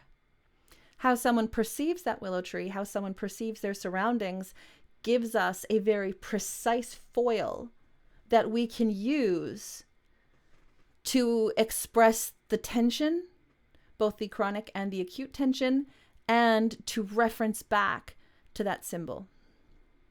to reference back to the synchronicity between the symbol and the tension and the plot. You know, we're combining those things together. We're echoing them together. So we're going to take a look at what we've been writing, and we are going to think of where it takes place. You know, in Gwynethra's piece, it was inside a place and then outside when the phone landed with a shattered screen on the grass. So we've got that, you know, that one overarching space, but we've got those two images of space, that one setting of that house and yard. You know, in my piece, it is Demien's flat, Demien's apartment. In Sailing Ocelot's piece, we have a rooftop. You know, in Angsthase's piece, we had a stage, a performance space outside of performing. So let's start thinking about settings and the perception of settings. But before you find out the perception that the character has of the setting, first you have to know where it is. You have to know where and when, you know. So where are we? Where are we? When are we? First that. Then we will be going from the where and the when into what that means to the specific character. All right. Setting guides mood and tone. Perception framing the event. Setting is also something that you could say of an external pressure. You know, think of, in Sailing Ocelot's piece, think of that rain. Think of the weather around them. You know, in Gwynethra's piece, think of the garden gnome that on contact with the phone smashed the glass of the phone screen. You know, what external pressure can you place upon the focus character of the piece? What kind of external pressures can our environment press upon us? You know, time, do you have a lot of it? Is there only 5 seconds? Is there only 3 minutes? You know, is the character rushed? Or do they have a lot of time on their hands? Is it in the daytime? Is it in the nighttime? Are they tired? Are they just waking up? Like a lot of us, you know, at 9 o'clock in the morning on a Sunday, probably just waking up. What about the time and the place are going to dictate certain things? And now we have some more workshop time, and I'm going to open this up too, because we have been given more of a soft ending on this workshop instead of being like, okay, we're done in half an hour. I'm opening this up to more questions. So it is workshop time. If you want to kind of, reduce the volume and go for the workshop, I will be putting the sprint, the sprint timer up for us to use this as workshop time. But this is also time to reference back. If you want me to reference back to different slides, if you want me to discuss more on things, I am still compiling my list of 5 most important things about writing. But 5 most important things about writing. Whew, that's, I'm going to have to think about that for games. You got me. I will get those to you before the end of this session, I promise. And so now we're thinking, who is our focus character? What is the setting, and how does our focus perceive that environment? How are the characters' perceptions indicative of their emotional state? How do the perception of setting impact acute and chronic tension? How does it make waves? Where are my waves? Where are they? Where is that tension? Something's got to give. Something's got to move. This is where things move. And where does that leave the reader? So now take a look at your piece. If you need to keep going because it's not all written yet, now is the time. We've got the time and space to be able to do it. And I'm going to start the sprint clock. Give us 25 more minutes. That'll take us right to about 12:20. If you need another water break, a bio break, anything like that, grab a snack. we can go right ahead with that. And we'll meet back about 12:20, 12:25. Okay. And now the music goes back on because, music. Although I might change it to lo-fi. There we go.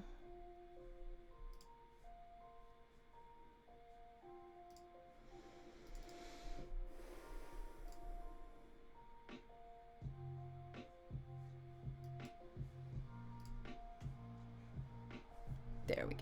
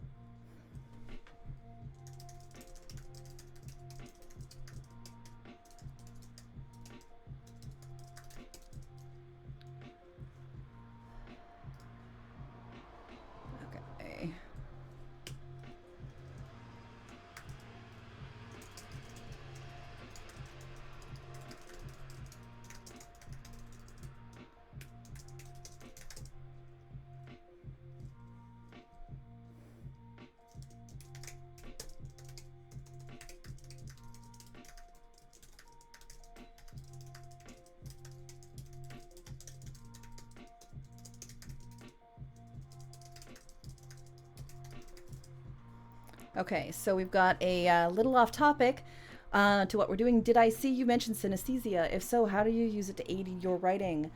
Yes, so physically, synesthesia is a phenomenon where people can have multisensory experiences when others will just have a single sensory experience, say like, feeling, like for me, I feel the vibrations of music and sound along my skin. And then certain colors can also give me certain sensations, touch sensations and things like that on my skin. And there's just some other things as well, this kind of synesthetic experience. But in writing, you can also use that idea of synesthetic experience of some stimulus having multi-sense interpretations or multi-sensual kind of connections to bring something even into more of what I would call a heteroglossic meaning. And heteroglossia, multiple meanings within a single word, multiple interpretations for the single phrase, that kind of thing. Color to taste, taste to color, touch to taste.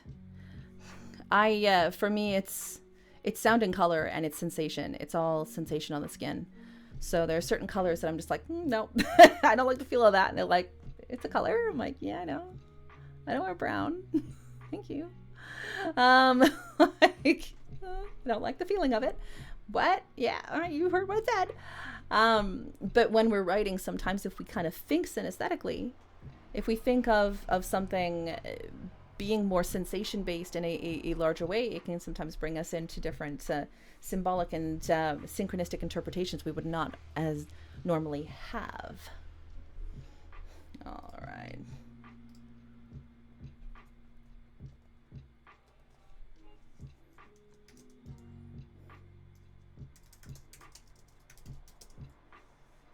Mm-hmm.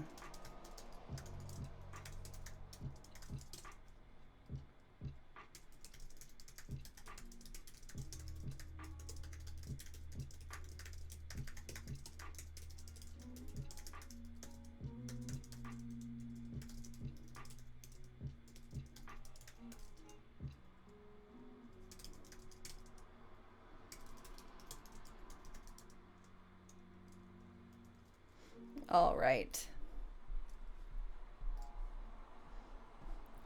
You know what? I am being a little silly. I actually wrote an article or two of writing advice. I should look at what I wrote for my own articles. Wait a minute. What's my best writing advice? I actually wrote about that. Hold on. What did I read? What did I write? Mm-hmm.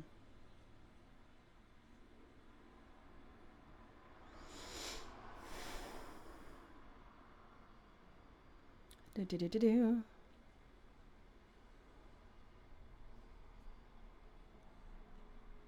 So I'm going to post a couple of links here and on the Discord to articles I wrote with my best writing advice. There's 2 out of the 3 that have been written, and 1 which will be written in the next few weeks that will be based basically on what we do here today. So there is number 1 there, my best writing advice, and number 2, here we go. So that should start us along the way, games.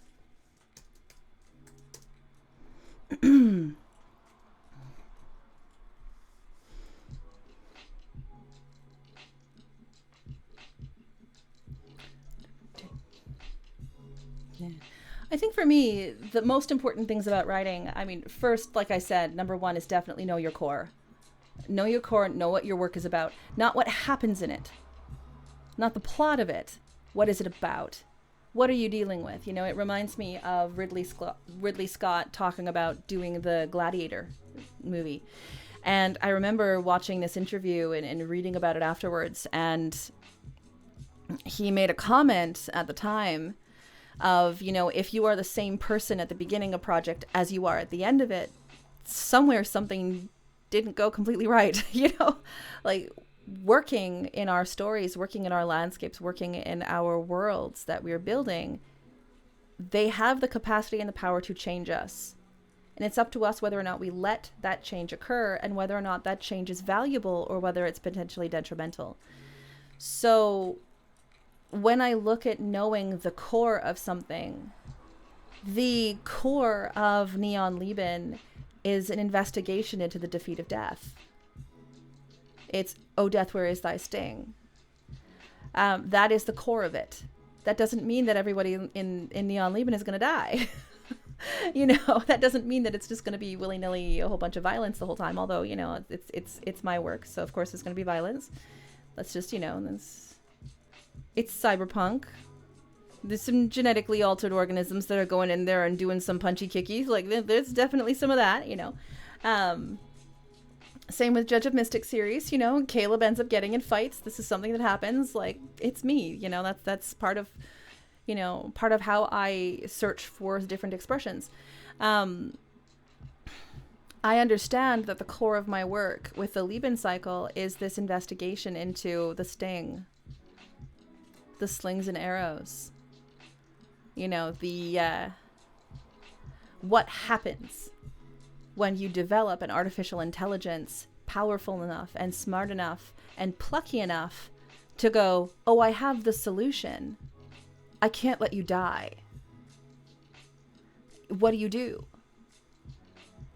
You know, what comes of that? And it all comes down to Dr. Dieter Karnak, the person who invented Lieben in the first place, doing so because there was a death in his family and he needed to know he could defeat it. Defeat it as in defeat death. So I would not call Neon Lieben morbid in any way, shape, or form. But inwardly, I know my core of it is this exploration in the desperation of life and in the defeat of something which all of us, at some point or another, are going to be conflicted with. I think number 2 is find your authenticity. Your style is something that nobody else has. If, you know, we can take all the advice in the world about writing, and I mean, that's what this workshop is. It's advice about writing, you know, but like I said at the beginning, no advice should be a straitjacket. No style, no genre that we're writing in should be a straitjacket. One author that does this particularly well that we saw a couple of days ago, actually yesterday, gosh, it was only yesterday, was Lucas Drobnik, who wrote Vostok, which is this guy right back here. he does not, as a rule, let himself be constrained by genre when he writes. And now, from a marketing perspective, that makes marketing the book fairly interesting. Interesting in the technical sense, as in, oh my goodness, let me pull out some hair, or, you know, maybe that's where some of the grays came from. But for him, his authentic voice is incorporating that sense of tension you get from an espionage-based thriller, that softness you get from a gay romance. I say specifically gay romance in this one because it is romance between a man and a man, defined as being a gay relationship based on what his prose actually says. And then there are elements of incredible, spectacular science fiction. There's elements of what I would call cyberpunk. You know, there's elements of that Ghost in the Machine. He's found his voice. He's found this very poetic, lyrical style of writing long form. We need to locate our styles. We need to get in our range, and we should enjoy that. We should enjoy writing within our style. And as long as we absolve ourselves from kind of pigeonholing into one specific place, then our authenticity is going to come out, and that's what's going to draw people. You know, and that's not to say that we can't have a specific spot for our fiction. No, we need to be, you know, I'm separating myself as a writer from an author presenting a novel for publication. Presenting a novel for publication is different than what I'm talking about right now. What I'm talking about right now is finding your authentic voice. That authentic voice is for you and you alone, but it does need to translate if you want to share that work with others. And I say that as a big if, because sometimes people write and they only write for themselves, or they just write for their friends, or they can be an absolute fantastic writer. If you want to then publish said work, then you do need to make sure that that authenticity of your voice is spoken in some form of way that people can connect to, that people can understand. Because our task, and I firmly believe this, and this is probably my number 3, those of us who are commercially publishing our work, those of us who are working towards having our work seen by a larger audience, those of us working towards setting our work loose, our writing loose on the ethos, on the zeitgeist, as it were, we have, I do strongly and firmly believe, a place in society that has a supreme amount of potential control over ethics, over morality, and over the way people think. The first way to change a society is to change their story. That is number 1. The first thing to do to change somebody's opinion, the first thing to do to change a society, the first thing to do to heal certain rifts is story. From the time we were Neolithic creatures, you know, making cave paintings in Lascaux and huddling around a fireplace with the marrow of the bones of our last hunted animal for food, we have been storytellers. We are culture makers, and I think, and I believe this firmly, and you can have a different opinion, that's totally fine. You don't have to share my opinion. My opinion is mine, I own it. But of course, being me, I'm going to shout it from the rooftops because, you know, I'm a bit more flamboyant like that. We have a duty as culture makers. We have a duty as authors, as people who are formulating the stories that stick with people, that live inside their minds, to say something, to make a point, not necessarily be on a soapbox, but through the lens of our fiction. Fiction is allegory for what we believe. You know, I believe that very strongly. All fiction, you can kind of, you know, again, there is the fiction where it's just about, you know, the lens of the reader, and, well, actually this whole thing is about how the reader responds to it. Okay, valid. But I do believe we have a unique place in society where we can change minds and opinions through getting people out of their heads and into our characters.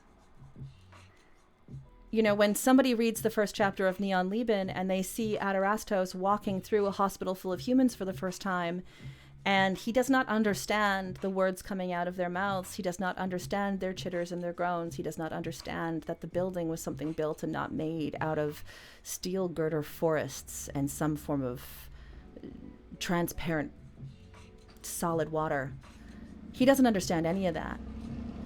He doesn't understand that he's an 8-foot tall giant in the middle, like walking past, you know, his chest, past the tops of people's heads. All he understands is that there's heartbeats he feels, he hears, and those heartbeats are desynchronous. They are wilting. They need help. And so when he lacked the understanding of culture, when he lacked the understanding of what a human being was, when it was just his first time ever seeing a human being before, the first thing that Adarastos did was start healing the sick. Was start trying to create a sense of harmony within those heartbeats. Basing that character of Adarastos, who's a character that appears in most of the Lieben cycle, you know, I'm not going to say all of it because spoilers, but most of the Lieben cycle, he is this sort of formative piece. It was important to have this gigantic creature, this creature that had no indication of what human culture was at all, and to introduce him into this place of chaos, this medical chaos, and to show somebody fighting for disorder, like to fight against disorder and to heal and bring order to that place of illness. That was the easiest way I had of explaining to you, without Adarastos saying a word, exactly who he was. So we need to think, what are we teaching people through our fiction? What message are we giving them? And it goes back to that sense of knowing your core. Because we can't teach everything, but we damn well can teach a little. So that would be my number 3, you know, recognizing our place in society as being capable of changing opinions and minds.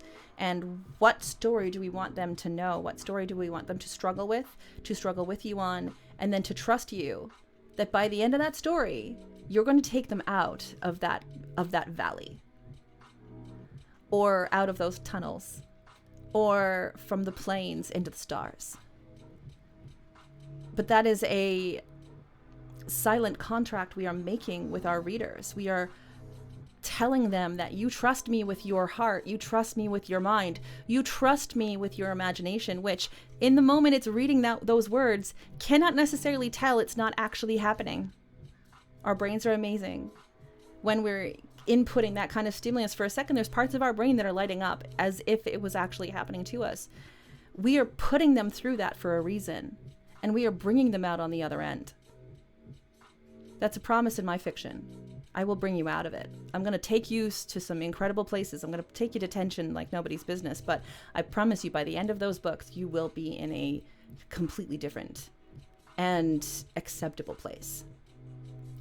But it's a wild ride.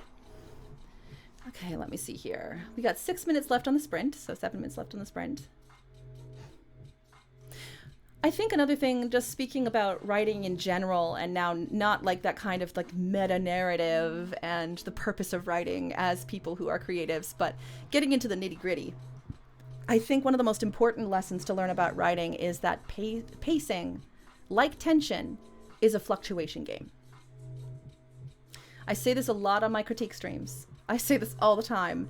Give me my waves. Where are my waves? What is moving? Moments of stillness are good, but they are still because something else was fast. You know, we have to consider tension and pacing and emotion like, we're in an ad apparently. 48 seconds left for you and me. I guess this is just for the subscribers. I hope this is making sense. You can tell me if I'm rambling, I will stop and refocus myself. 5 important things about writing is condensing down my entire ethos into 5 things about writing. Oh dear. Oh. Yeah. Back. Okay. There we go. We are back. So it's about fluctuation game. It's about waves. It was a short ad, I guess. Well, that's a pretty good thing. So humans are amazing in how we perceive time. Think about it. Think of how we perceive time. For one person, a day can feel like it's 7 seconds long. For another person, it feels like, oh my gosh, this is taking all of my life.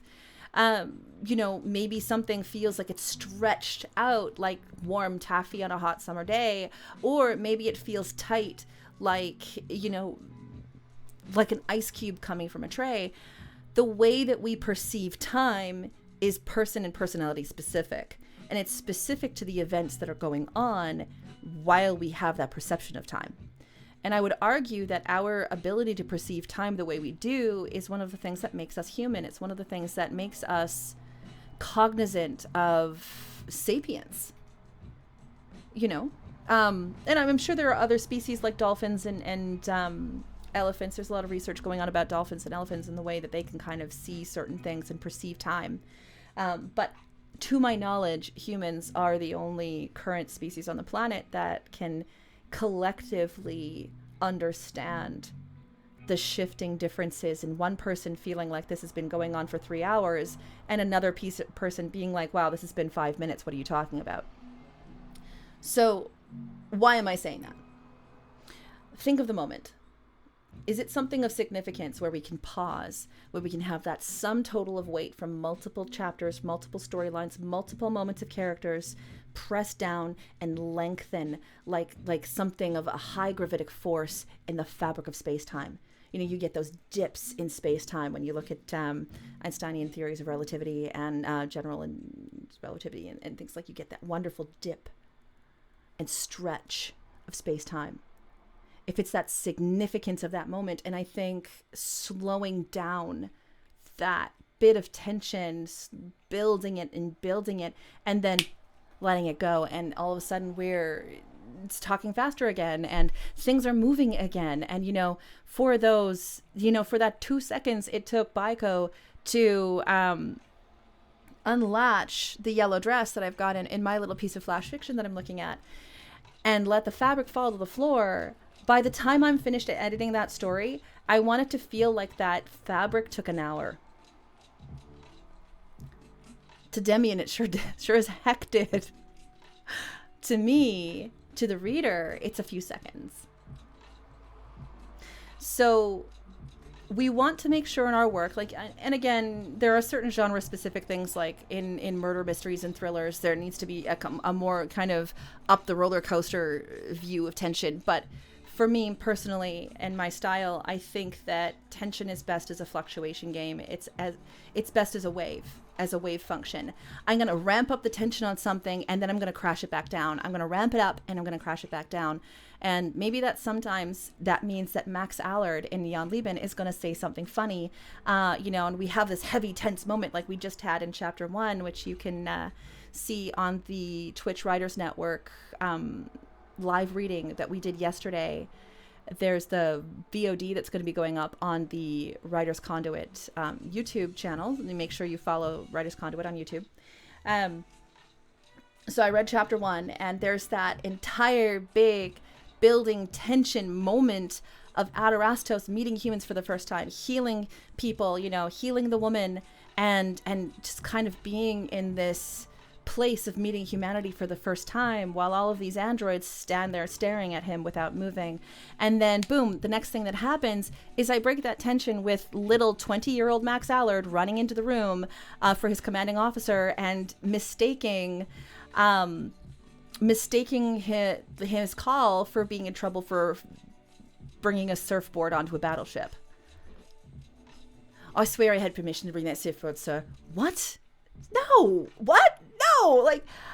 I needed to break the tension. I needed to reset us a bit, because one thing that happens a lot, I see in a lot of fiction that is currently being developed, and this is something that I see a lot in the critiques that we do every Tuesday, Thursday, and shout out to the VOD already being available on TWN Live. Go to YouTube, find Twitch Fighters Network, follow them too.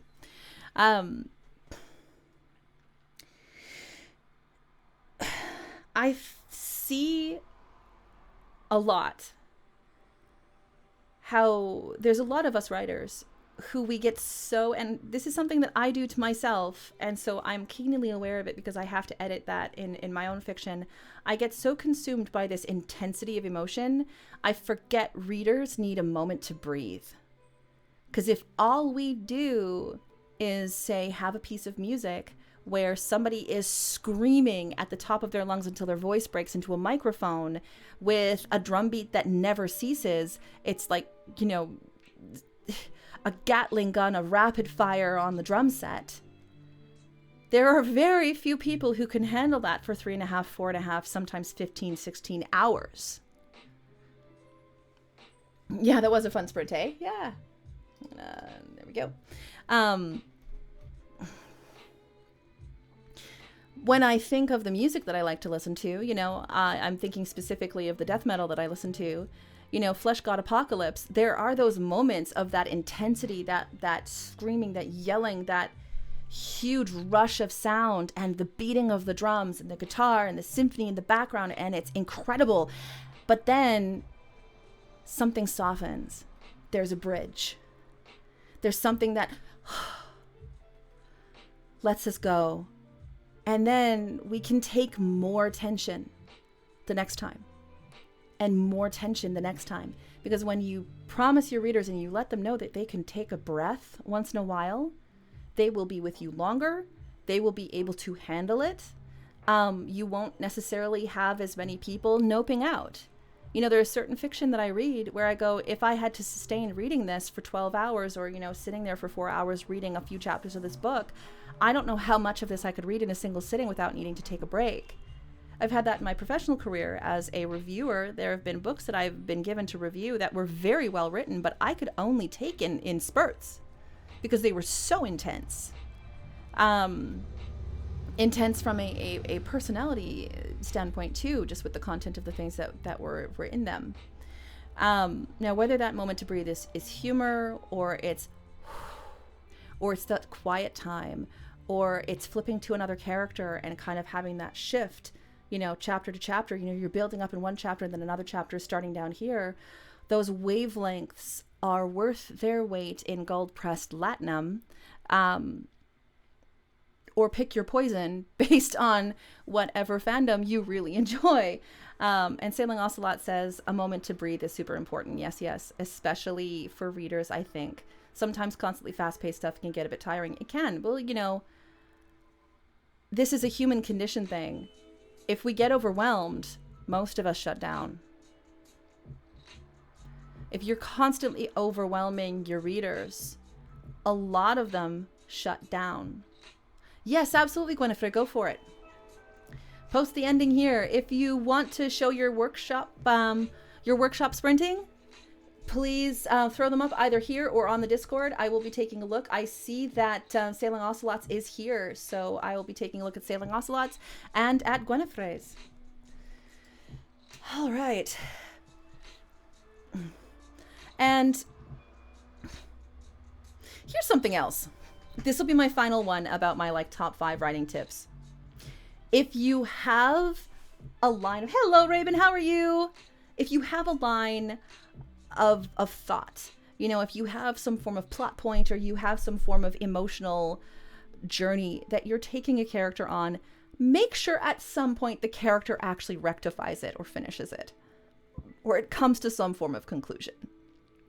Now, obviously, when we're looking at series length things, that's not going to be in a single novel. Those things, some of things are going to be finished sooner than others. Other things are going to be long standing and they're going to continue all the way to the end. And yes, it is a stylistic choice to leave some things open for interpretation, leave some things for the reader to make their opinions about. That's fine too. But we don't want to do that with everything. We want to make sure that if we're introducing an idea or we're introducing some form of emotional tension, at some point, it's got to give.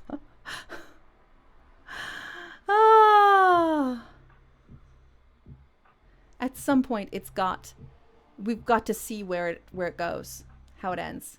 And morning, yes, morning, Raven. I'm so glad to see you. How's it going, and how's the 7 seals? All right. Gwennifer says, pushing Mona aside in her haste to retrieve her phone, Dorothy followed it out the door, but that was halted at the edge of the lawn by a phalanx of gnomes in various stages of decay. Oh, dear. Mona watched from the doorway, her face revealing no emotion. Dorothy rounded on her sister. I'm done with you. Good! Mona threw Dorothy's purse at her. It landed with a thud on the garden path. Don't come back! Dorothy stooped to pick it up. Turning, she threaded her way through assorted household appliances of various sizes and states of disrepair to the street in front of her sister's house. With a final glance at her sister, standing framed in the doorway, she got into her car and drove off. Mona watched her leave, then walked the few feet to where her gnomes, her friends, waited to greet her. She walked through the crowd, touching each one and greeting them by name, until she came to a small patch of grass at the center. Woo! We've got a moment, the breaking of a family. My goodness. All right. My goodness. All right. See you, Mez. Have a good one. Yes, throw it at me. If you want to take some time to, figure out your flash fiction and use this particular method to create a work, absolutely do. Let me see it. Come by on a Tuesday or a Thursday, or just come by the Discord channel and be like, hey, you want to read it? Like, that's what the Discord channel is there for. I know that we're in TWN together too, so we could always go into the writing section of the Twitch Writers Network Discord server, and we can actually take a look. So whatever you end up writing, however it ends up turning out, I want to see it. I want to be able to read it. So, but fighting the good fight. Oh, well, there you go, Swiftness. Yeah.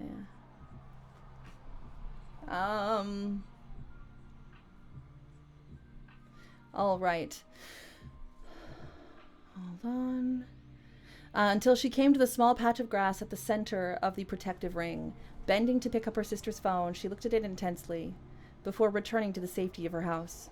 Her new treasure clasped to her chest. Her thoughts raced. Help indeed. I don't need no help. I keep a clean, orderly house. You won't find any bugs or mice or dead cats under piles of rotting garbage here.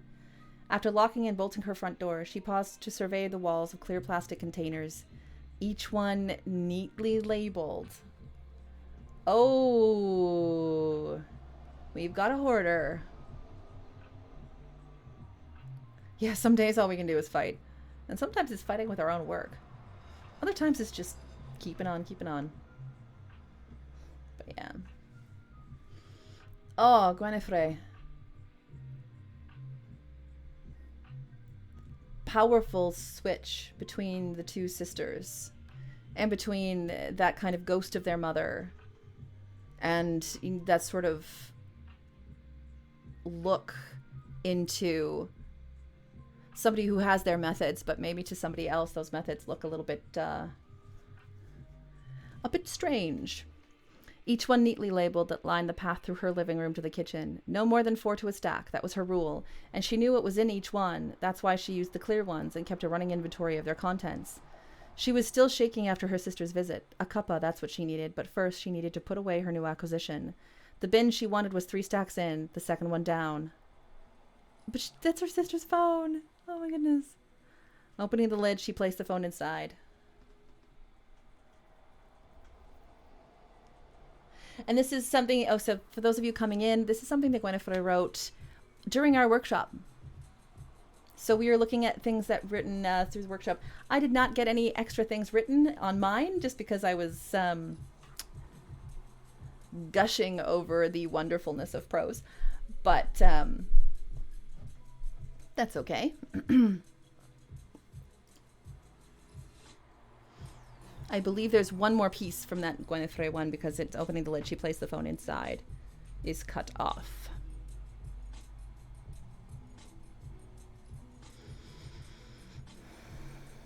All right. Okay. So we've also got one from Sailing Ocelot.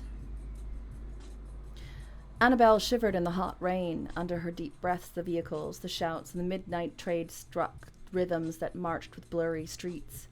Wet hair snaked on her face, her expression scowled as if it could produce a dark hiss. As if it could. As if it wasn't caged. Annabelle pushed her forehead against the railing and dug her hands into the chain rings. They rattled as she clung on. She squeezed them so the chains marked her skin, so the street thunder, the racing lights, the warm steel pounded her thudding heart. The senses collided and wrapped around among each other, tightening like a grip around a clouded, busy mind. Then, a profound release. I love that building. You're building those images.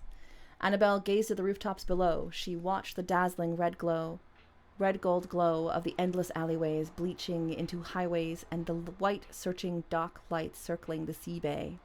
She adjusted her position, climbing her hands down the shaking railing as she sat with knees tucked in toward her chest. Her clothes were soaked through, but no use worrying about sitting in a meek puddle while the sky's ocean broke down on Taru. Another breath of sweat, calm in the sticky, hot air. If I'm lucky, Annabelle dared to think, perhaps there will be a storm. She let her hands drift from the chains and sweep along the puddles to claim the ground behind her. Above the rooftops, she tried to spot the dim skylights that battled to compete with the bright city hues. Most people couldn't spot them, but Annabelle knew that part of that package meant she could. Okay, we're building. I can see places that eventually we can kind of tighten up, but I like the images. I like where it's going. I like that sense of chaos and stillness and battling with that tension and stillness and trying to calm down. And maybe if I'm lucky, perhaps there will be a storm. And let's... I may or may not have been binge watching Hoarders lately. Yeah, let's see the end of it. Yeah, when her stack was restored to its former neatness, she made her way to the kitchen where she made herself a nice cup of tea. She took it to her favorite armchair, placed next to the window from where she could see her gnome smiling back at her. Yeah, that is intense. And, you know, I can see a lot of family drama in that. Definitely. I don't know if all of us have a family member that's a little bit like Mona in this piece. But my gosh, when you do, it's like, oh man, you do realize this needs to change. You know, it's like, no, this isn't bad. No, I've seen things that are bad. Mine makes sense. Really? Does it? 686 words. Beautiful. I think we could trim it a little, but not a lot. I would definitely keep it over 500. Most definitely. It's a tidy piece. Now let's see here. Gwen, this is so amazing. You got such strong imagery and mood here. The mood is intense. The mood is both intense and yet it feels like it's calming. Like Mona's trying to convince herself that everything's fine, that her sister doesn't know what she's talking about. Dorothy doesn't know what she's talking about because I keep my stuff in plastic bins and it's much safer and there's no mice and rats and things. So I am good. I'm fine. It's like, well, no, sweetie, you're not. But, you know, having that conversation could create tension points like the breaking up of two sisters, like the breaking up of family.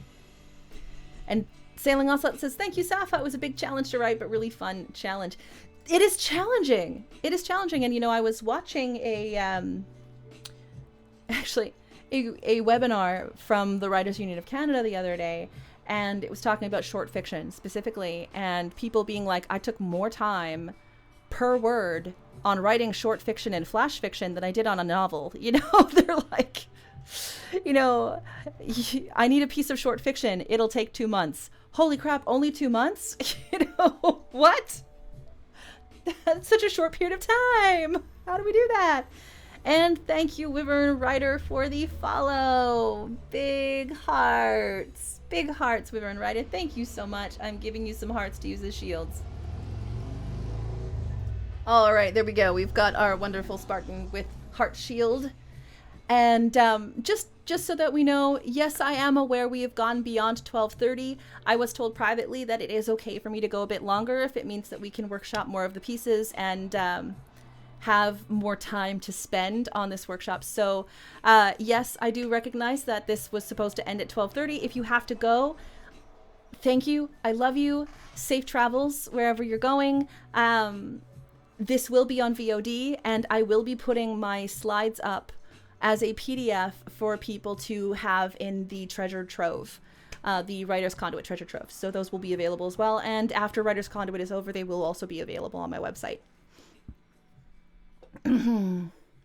All right, and welcome, Wyvern. Thank you for the hydration. Honest. I appreciate it. And Daz, welcome back. Welcome back, Daz. Alrighty. Moving right along. Editing flash fiction. So, I have used the word ruthless. That is basically a joke. The ruthless use of the mighty red pen.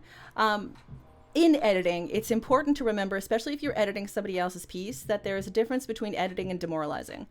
But, you have to make sure when you're editing that, ruthless is in quotation marks. If we are inadvertently putting somebody in a place where they're feeling really negative about their own work, we need to kind of stop and take a look and see what will help that person the best. There's different ways of editing for different people. And on my critique streams, I ask, especially now, like I definitely ask, what is it you're looking for? Let's define some mutual terms so I can see kind of what we're looking at. And I thoroughly recognize as an editor that, you could be the best editor on the planet, but if you don't creatively jive with the person you're working with, it's not going to work. It's okay to be able to look at something and be like, yeah, so you know what? You're amazing and you're awesome. We are not the right people to be working together. Okay, great. Well, there's 7 other people that I can send you to instead. Like, when I say ruthless, I don't mean like hacking and slashing someone's ego until they're wondering why they picked up a pen in the first place. I'm saying this is self-editing, this flash fiction piece. So when we are looking at it, we need to look at our words and basically prove that every single one needs to be there, because you have under 1,000. You have sometimes even, depending on what kind of flash fiction you're doing, 280 characters or 100 words. Yes, I'm the one who likes ruthlessness that leaves my work bleeding out in the back alley. Oh, the old 1-2 punch. So especially in flash fiction, we don't have the space for redundancies. We don't have the space for varies and reallys and maybes. We have words that we can excise and condense and condense and condense, thus condense. We are making our prose more dense specifically. Is it the same kind of editing that you would do in a novel? For me personally, I take that condensation of text into my novels. That is not for everyone. It is a personal style. It does not necessarily mean we're going to be this stringent when we're writing a novel. Novels are different. They have more time to spend. We don't. We have a single moment. So, do we really have space for mighty? Yeah, honestly, if I was doing that, if we were going to edit this, ruthless use of the red pen. You could... Oh, it's because I really want to improve and my self-editor refuses to learn. Oh no, Raven says, I tried that once, took 2 weeks for my injuries to heal. Oh, Raven, I'm sorry. Is mighty adding enough to that sentence to justify 2 syllables? It seems punchier without. That is a good example. You can take out that word mighty. Like, that's not the right thing to do. I don't know why that happens. So let's put that word mighty back in. I mean, that mighty red pen, that's definitely an image. Ruthless use of the red pen. And I liked mighty, but I am terrible at scything words. Great embedded example. You're brilliant. Actually, you'll see too that I'm including sentences in a few panels from here with exactly that kind of thing to take a look at as an example. So if it doesn't refer back to the deepening or relief of your main's tension, it's gone. In Gwenfrey's story, when you're looking at it, Gwenfrey, who is your main? What refers to that acute or chronic tension? And what refers to either the relief of said tension or the maintenance and doubling down of said tension? If it doesn't, there we go. I shut down ads.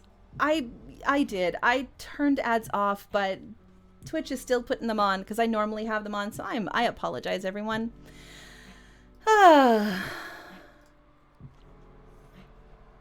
Anyway, time for another water break.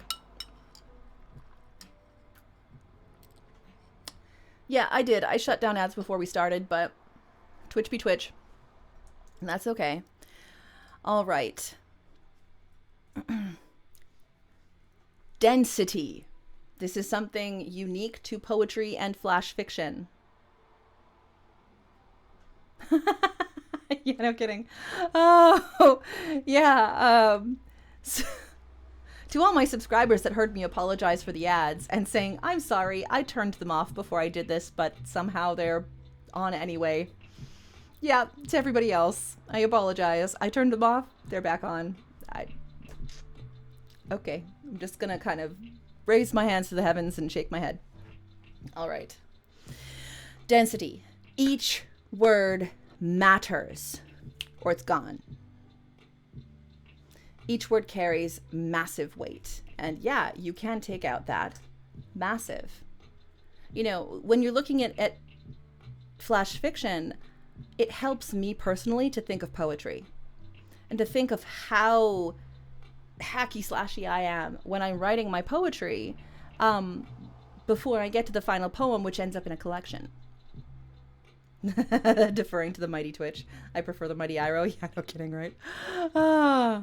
So if each word has to carry its weight, some words are going to crumble and fall away, and other ones are going to be there. It does look a little bit more poetic. It does look a little bit more experimental, but this is flash fiction. You have the freedom to be more experimental, to be more precise, to be denser with your prose.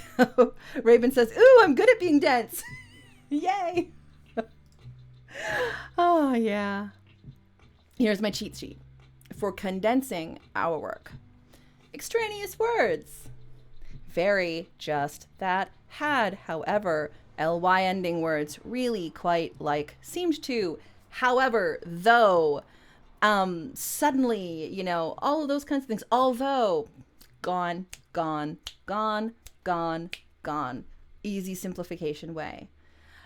Especially things like had. I mean, I know my battle against the past participle, my battle against had, it is well documented in our streams. Yes, I understand that had is perfectly grammatically correct to have in a lot of places. And, you know, that past participle is, you know, it works at times. Especially, yeah, sensory verbs can almost always be cut. Absolutely. You know, especially when you're dealing with flash fiction, something that is one single moment. You don't have something in the past that you're referring to. You have the now. So you don't need that had. You don't need it. You know, this is a snapshot. It's a Polaroid. It's a tweet. You know, or it's a reel, you know, it's a TikTok video. You've got 1 minute to tell an entire story. You're not going back to the things that happened in the past, in the past, in the past, in the past, in the past. You're concentrating on right now, that breakup between Mona and her sister. You're concentrating on Annabelle getting to the top of that roof and hoping for a storm. You're concentrating on the way that fabric falls as Sophia looks at Demian. And his hands are still covered in pomegranate juice. You know, I hear that. I'm getting a feel for it. See? See? Yeah, no kidding, eh? Repetitions. Now, in poetry, there are times where repeating a line can be incredibly powerful. So within that, I'll say repetitions usually are gone. Okay, it's once it's identified, once we know that it's there, we're not talking about the stain on the carpet anymore. We're not talking about the futon or the bedroll unless it comes into play again. We've mentioned it, move on. You don't have the time, you don't have the space. Now, again, sometimes repetition is used as a lyrical, more poetic thing to bring us back and to use as a piece of consistency in our prose, where there's a single sentiment that's spoken or thought or written, and then by the end of it, when we see what's changed in the plot, when we've seen that tension or that that change enacted, a repetition of that line then modifies the meaning of that line. Then it's a thematic device. But for the most part, we are removing as many repetitions as possible. Yeah, poor trash can. It could have been a character, and now ... discarded. For those of you who don't know what that came from, it's a joke of mine that, I am the kind of person that makes every single NPC into a character. If I can find a way to make the trash bin some form of, AI trash bin character, I'll do it. And oftentimes those are the ones that end up hitting the editing floor. Sailing Ocelot says, reflecting on these slides, I'm wondering if I have written more a short story beginning than a flash fiction. My attempt isn't too much in the moment. Write it until the story reaches its conclusion, and then you can edit down. But with Annabelle, it's this one moment with Annabelle on that roof. It's that one moment. Something in Annabelle's life is changing that will not be the same, even 5 minutes from now. Focus on that one moment of change. Yeah, that's about the only way I can write a short, by aiming for flash. And short fiction's hard. Like, it's difficult to condense down. It's not easy. It can be sometimes a lot easier to just, write the novel. What do you mean I have to condense this entire, this entire character down into one page? Like, shorts become novellas. Yeah, it's, oh man, yeah, absolutely. As my spouse says, you ain't whistling Dixie. That is legitimately how my spouse talks at times. I come across it honestly. Yeah. Inferred content. Is this history necessary for this one moment? If we don't understand what Annabelle's been through, can we understand a young person dealing with the chaos of some form of emotional trauma who just wants to see a storm, that needs to find a way to keep the calm that she portrays outside into her soul, into her spirit? Do we need to know everything that's happened to her to understand that need for control? No, we don't need to know her history. We don't need to know the things that she went through. We don't need to know about the fight she might have had 5 minutes ago with another character. All we need to see right now is how Annabelle handles the chaos inside her while she's sitting with her knees towards her chest and her arms folded around her on the roof. With that hot, caustic rain. We are focusing in. Now, obviously, as authors, as writers, we have that context. We know that 5 minutes ago she was in a fight, or, whatever it was. We know the whole picture. We are looking and not at that really extreme close-up, but we are looking at the entire mural. But for the purpose of this flash, it's called flash for a reason. Old school cameras, you want some light on that image, flash, poof, and it's gone. It's about that one solid thing. If I wore shorts, someone would end up with a flash, possibly blinding any unfortunate sights. It's like in martial arts, every once in a while, there would be a moment when we're doing BJJ or something like that, where somebody would need to kind of adjust their uniform. And without fail, somebody would be like, blinded by the white. Fix up your uniform and in the middle of the fight. You're like, wow, it could be blinding. Dialogue tags. There's an easy thing to get rid of. Where you can erase them, especially if there's only two people in a conversation. We don't need he replied, she questioned, he extruded. We don't need them. He exclaimed. Is there a exclamation point at the end of that dialogue? We do not need he exclaimed. We can see it. It's there. Because it's the whoop. It's there. Take that out.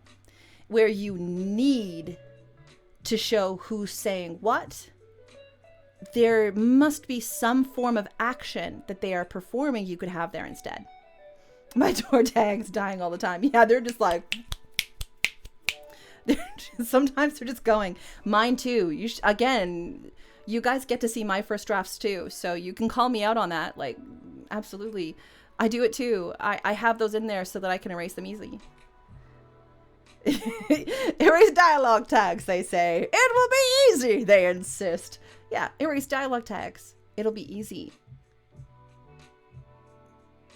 Or it's easy. Erase dialogue tags.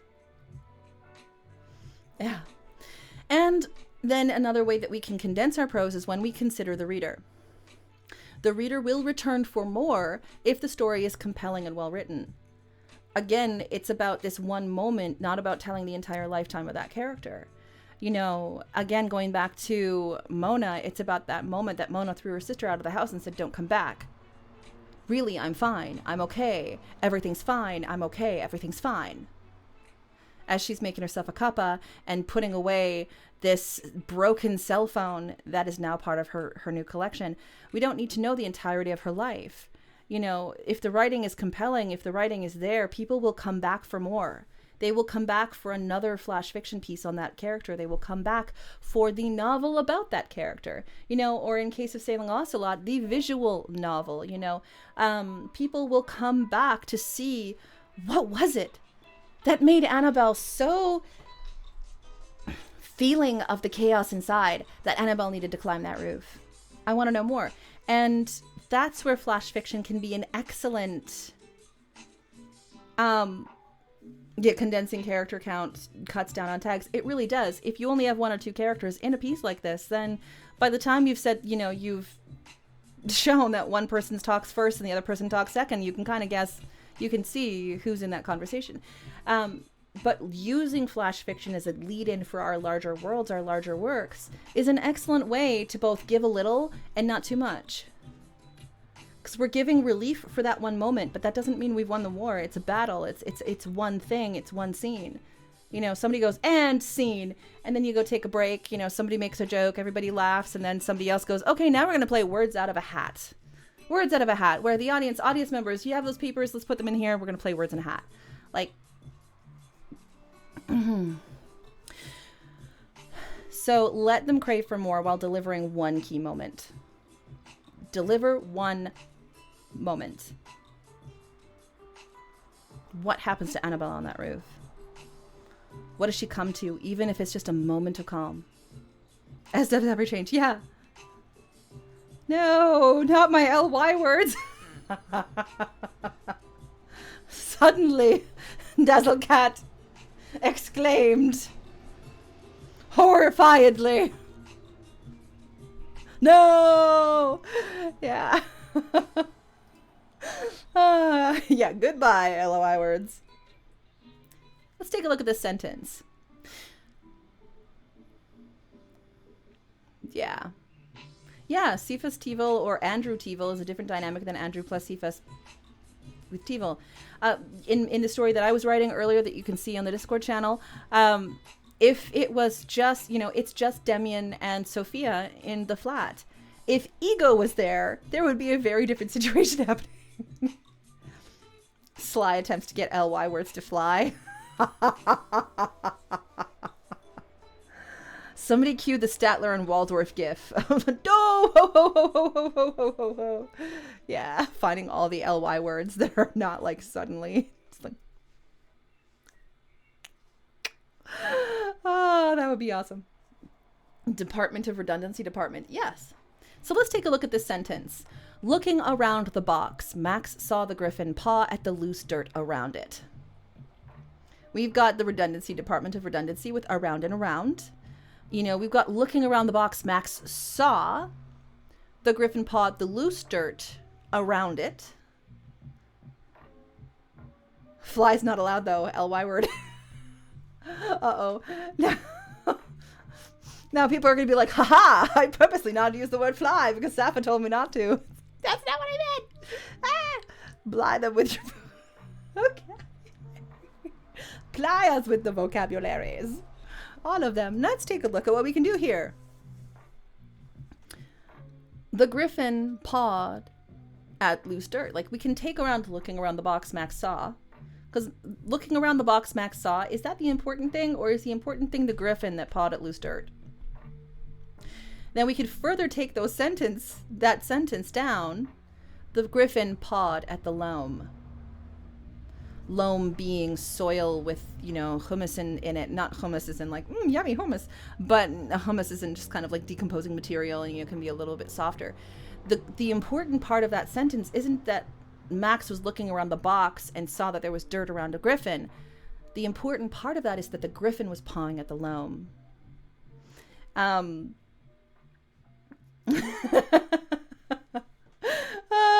Sentenced to a lifetime of fluttering and flapping.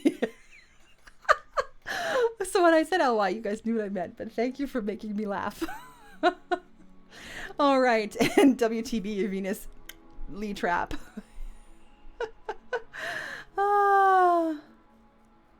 But it's still a word that you can use instead of loose dirt. And in this case, it's a more precise word for what the griffin in my head is actually pawing at.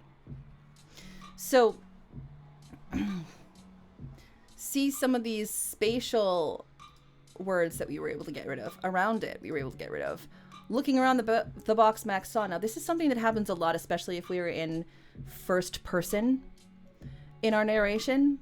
There's a lot of, I saw this, or I recognized that he was sitting on a log, or, you know, I recognized the guy from the bookstore sitting over by the fountain by my left. Like, well, I recognize that. Well, we can infer that the guy from the bookstore sitting by the fountain was sitting by the fountain. Okay, we can infer that that narrator knows that that's the guy from the bookstore. So we don't need that I recognize the guy from the bookstore sitting around, you know, the guy from the bookstore is sitting by the fountain. That's one way we can get rid of the oftentimes overused pronoun or first name beginning of a sentence. Sets up expectations of pawing success. Yes. It's important the dirt is loose. For the little thing here, I would say, I mean, the griffin is going to paw at the loam and pull something up. So if the dirt was too compacted, then it would be kind of impossible. But yes, it foreshadows the thing beneath. You know, it's pawing at something, trying to get at something. We lost Max. Please tell me this isn't the first sentence of the chapter or that the griffin is holding viewpoint. No. Yeah, obviously when you get rid of that kind of information, you've already clarified who the viewpoint character is. If this was the, yeah, you've already, this is not the first sentence of the paragraph. This is not the first sentence of the piece. It's just an example. All right. So I want us to take a look at our work. Yes, the truth is Max is beneath the dirt. It's why the griffin paws at the loam. I mean, it is Max. So Max could just be like, let me out. Like trying to claw his way out of the dirt. I promise I won't bring another surfboard, sir. For some reason that was really funny in my head, but it could also be very dark. I apologize. All right. Who wants to put their work up here so we can take a look at it together?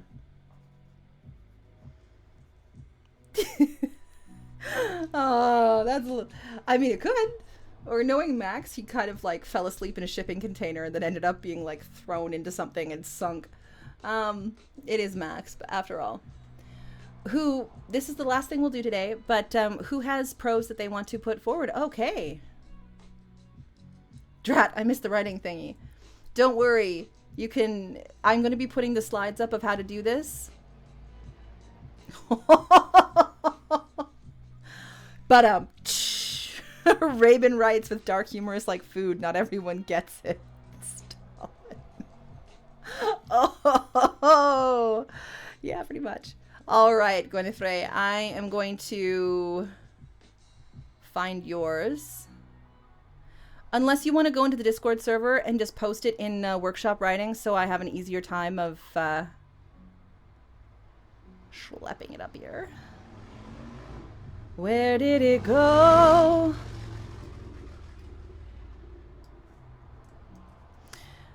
Read a text.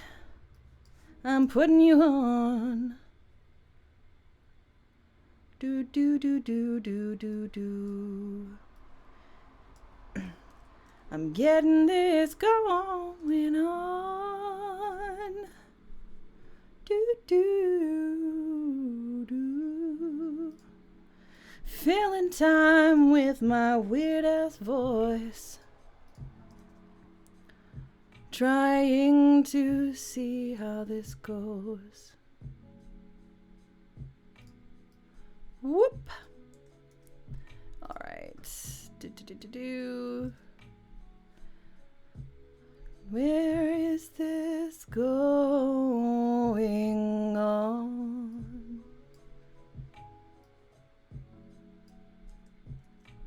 Do do do do. This is just gonna get smaller.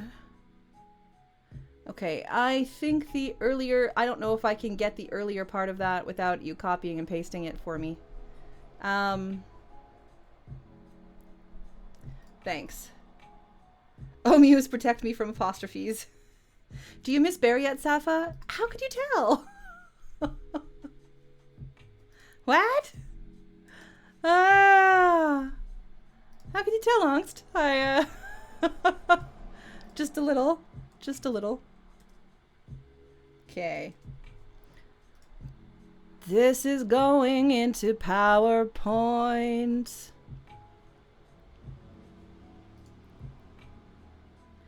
Yeah, I got it. Here we go.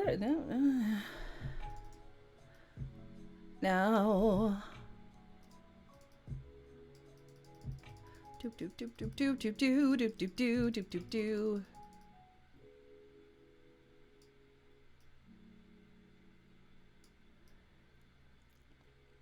There we go. Let's take a look at it from there, and I will keep moving it up as we go. And let's do this. Let's take a look. Constructive criticism, please. Let us recognize that this was written in the last couple of hours in tiny little bursts during the workshop. So this is first draft realness. You can't get more first draft than I just finished writing it 5 minutes ago.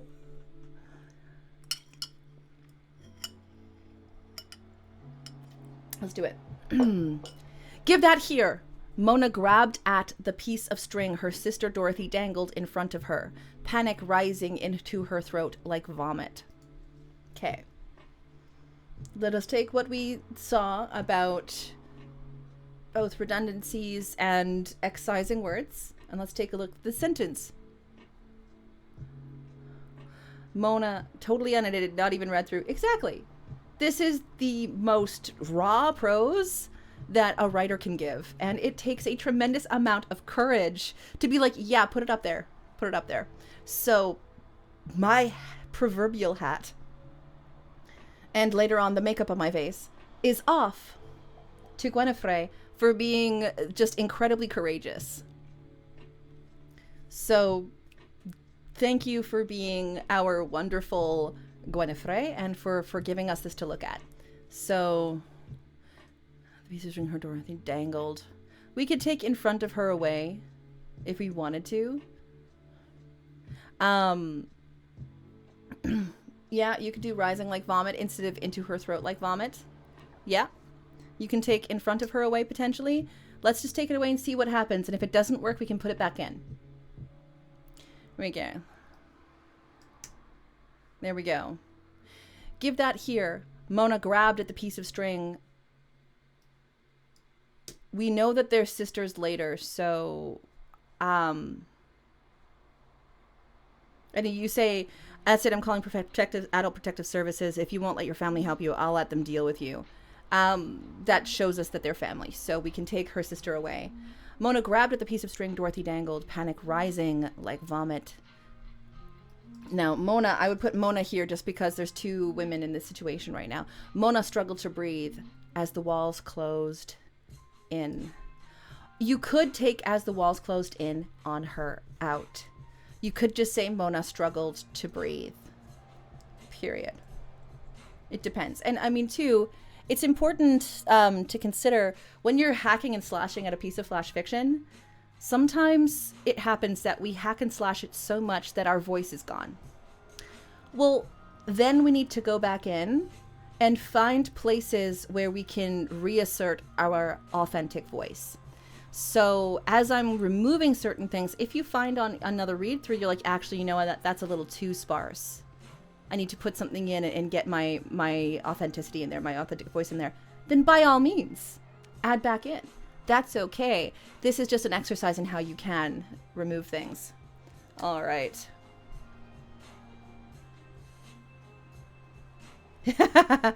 When I read that, okay, so Sailing Ocelot says, when I read that line, oh, wait, what? Twitch.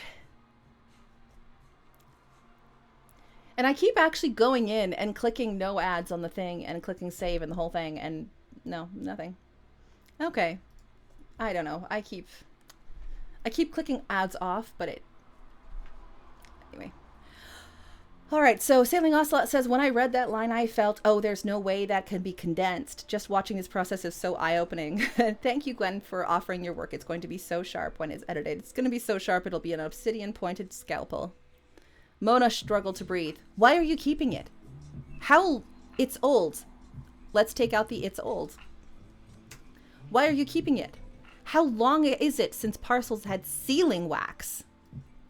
Take out the on them. If you need string, you could buy it at the store. Dorothy jiggled the piece of string in front of Mona's eyes. The piece of? Dorothy jiggled the string in front of Mona's eyes until the wet red sealing wax swirled in dizzying kaleidoscopic patterns. It was with Mother's things when I cleared out her house. When I cleared her house. She'd kept it all those years. It must mean something. What? What does it mean? I don't know. Something.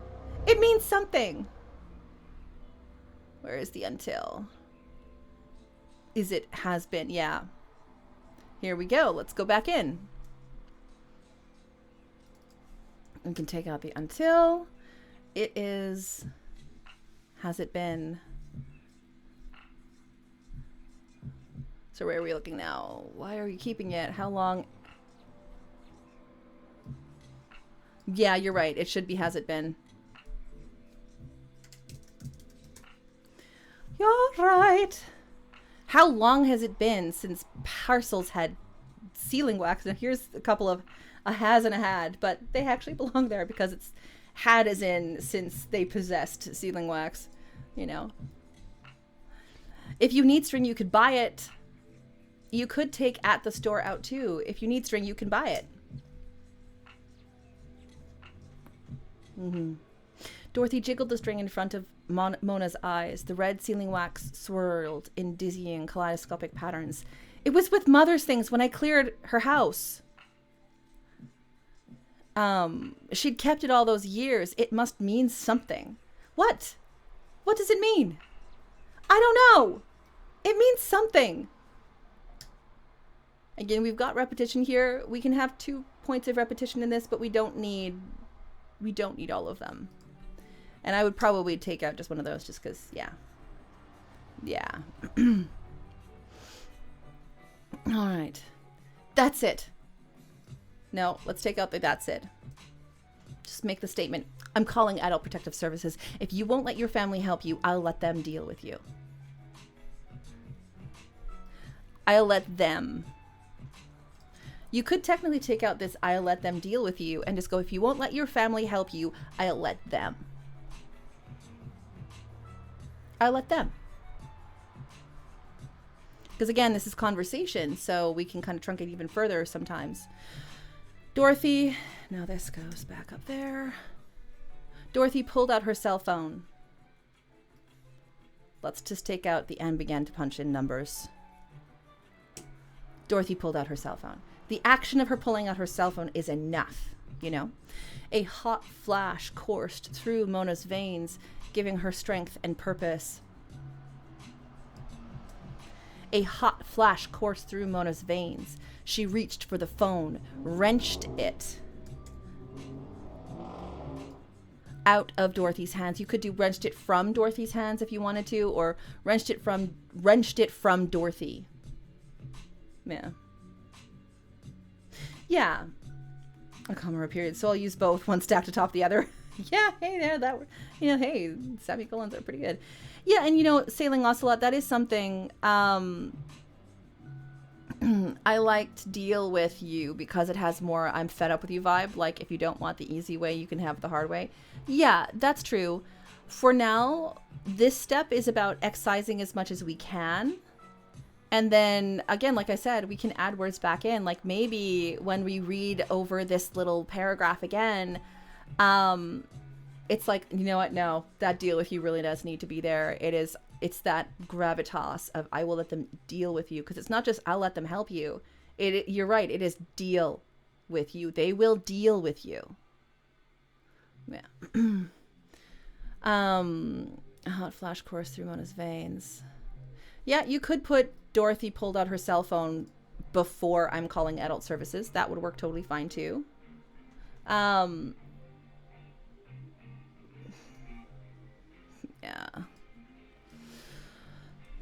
Let's try it and see how it works. Yeah. So that's another reason why when I'm on stream, I'm not editing directly on somebody's document. Because sometimes something that I know to remove is something that other people are like, whoa, dude, no, that actually really needs to be there. Oh, okay. Well, when you read it through, you can see, you know, where those things could potentially be. And as I have a slide later, like here, I'll just, don't know why it suddenly changed font, but whatever, here we go. I have a slide later that states, you know, things that you're removing, like paragraphs and different things you're removing from one document, put them in another document. They might have a use somewhere else, you know, so don't lose that kind of thing. Adult Protective Services in some states would target Dorothy for failing the vulnerable adult rather than against Mona. I don't know much about that, so I will rely on much more informed people than myself. For that, I will put that in your hands. A hot flash coursed through Mona's veins. She reached for the phone. She wrenched the phone out of Dorothy's hands. She reached for the phone, wrenched it out of Dorothy's hands, or she wrenched that phone out of Dorothy's hands. That's one big motion. Instead of reach, motion, pull, all of a sudden now a hot flash coursed through Mona's veins. She wrenched the phone out of Dorothy's hands. Why you? After a moment of shock. Dorothy sprang into action, grasping for her phone. Dorothy sprang into action. Dorothy grabbed. So I would probably just say Dorothy grabbed for her phone or grasped for her phone there. For her phone, but Mona was too quick. A childhood of bullying from her older siblings gave her wings.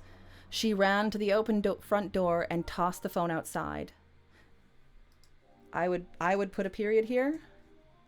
It hit the pointed tip of a gnome's hat, the one with the fishing rod. This becomes important later because it shows us that Mona really has each individual gnome in her head and in her heart. So I'll leave that. Bouncing off it to land on the front lawn, the screen shattered. Okay, let's take a look at this again.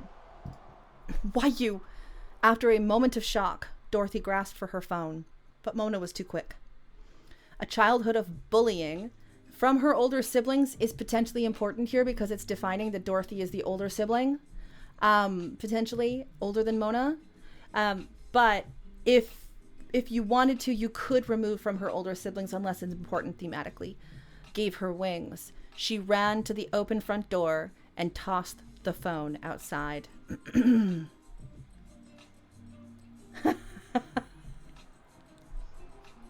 Hi, Ray. Hi, Earl. How's it going?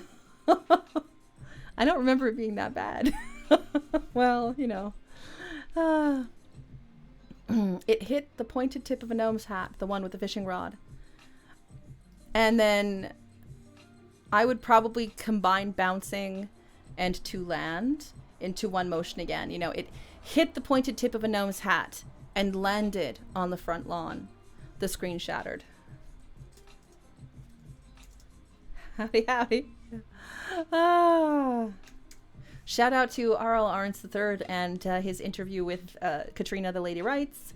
And also to Aegis. And to finally being able to receive the manuscript for Wraith.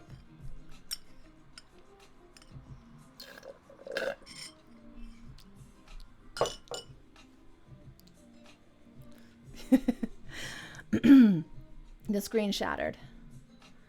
Bounced to might preserve sense. It's up to Gwenfrey whether the word is that the phone landed on the front lawn or bounced to the front lawn. Either way, it works totally fine. Yeah. Yeah, we'll infer landing more than bouncing. Let's put that in and see how it goes. Yeah, there we go. The screen shattered. Pushing Mona aside in her haste to retrieve her phone. Pushing Mona aside. Dorothy followed it out of the door, but was halted at the edge of the lawn by a phalanx of gnomes in various stages of decay. So this sentence, pushing Mona aside, Dorothy followed it. You know what? Is the important motion here that Dorothy followed the phone, or is Dorothy's motion being halted at the edge of the lawn the more important thing? Would people infer that Dorothy chased after her phone but was halted? That's another question to ask about a sentence like this, because one of these things could be trimmed. So pushing Mona, just like we trimmed pushing Mona aside, you know, and kind of like chasing after the phone. Well, you know, pushing Mona aside, Dorothy, you know, was halted in her chase to receive her, like in her chase to grab her phone or something like that at the edge of the lawn.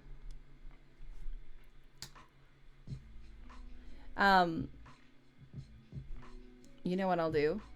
Hold on. There we go. There we go. You can't see me, but I'm still here. All right. I'm a ghost. Oh. Runaway Sapha. Yes, dropping the door part allows the motion of halting at the edge. In first, she made it through the door. Yeah. Pushing Mona aside, Dorothy was halted at the edge of the lawn by a phalanx of gnomes in various stages of decay. Mona watched from the doorway, her face revealing no emotion. You know, Mona watched emotionless from the doorway. Or Mona watched face emotionless from the doorway. You could do something like that. Dorothy rounded on her sister. I'm done with you. Good. Mona threw Dorothy's purse.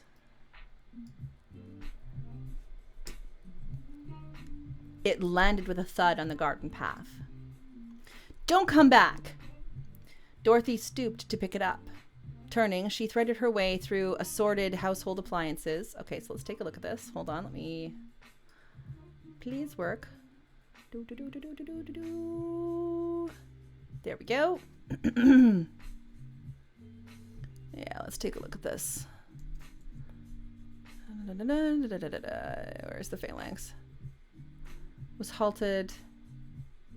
Yeah, that would also get rid of it. Yeah, it would eliminate the passive. A phalanx. That would do it too. Yeah, that would do it. Wise words. Dorothy stooped to pick it up. She threaded her way through household appliances of various size and states of disrepair to the street in front of her sister's house. You know, we assume that there is a street because she's going to get in her car and drive away. So she threaded through household appliances of various size and states of disrepair in front of her sister's house. Or, you know, yeah, go for it. Open the door. Hello. Would you like to be in this hot box of a room? I got you a cold drink. Thank you so much. This is my spouse. My spouse is amazing. And there's ice cream waiting for you here. Oh, bless you. Best day ever. Zombie gnomes. Okay, now Earl is going to go and write a story about zombie gnomes. You just know it. She threaded through household appliances of various size and states of disrepair. Period. With a final glance at her sister standing framed in the doorway, Dorothy got into her car and drove away. Or drove off. Dr. Jawada, yes, Dr. Jawada to the rescue, indeed. Mona watched her leave.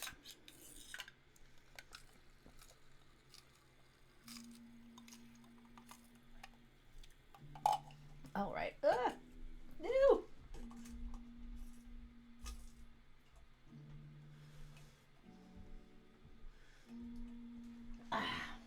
Just a little pop explosion. My fizzy beverage and my straw had a little disagreement. One of them was foaming at the mouth. All right. Let's take a look here. We're getting back to it. I'm done with you. And of course, I would probably not do this all in caps locks. I would just do this normally with the extra exclamation points instead. That's just a kind of layout preference. But all right. Then first you turn off the camera, then you start foaming at the mouth. No worries. Okay, Earl, you go write that story about zombie gnomes. You do that. Write it as a flash fiction. It'll be fun. All right. Dorothy stooped to pick it up. She threaded through household appliances of various size and states of disrepair. With a final glance at her sister standing framed in the doorway, Dorothy got into her car and drove.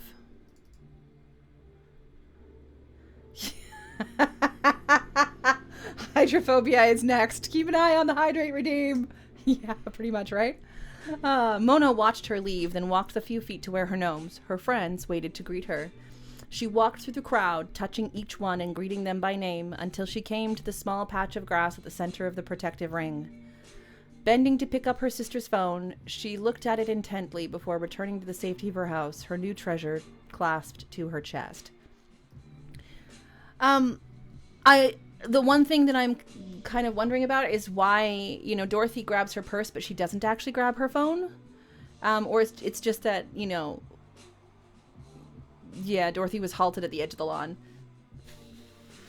This story has been savaged by a pack of rabid editors. Yeah, no kidding, right? No kidding. Okay. If that's the only side effect of drinking, not too bad. I've seen worse. Yeah, no kidding. Oh, maybe a bottle of wine later. I've got some bubbles I could open. That would be nice. Okay. Yeah, apparently Dorothy's unfamiliar with screen repair shops. What I'm getting at is that Dorothy did not want to actually walk around all of the detritus. And just for you. Hold on just a sec.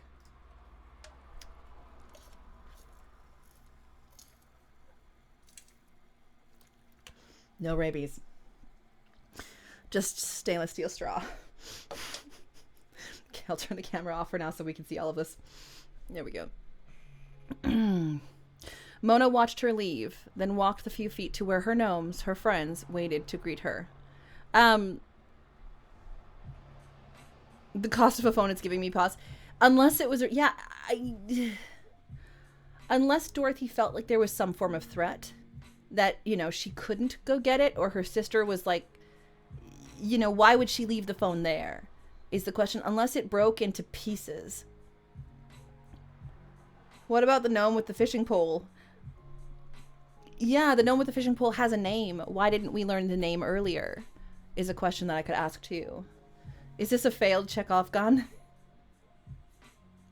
Well,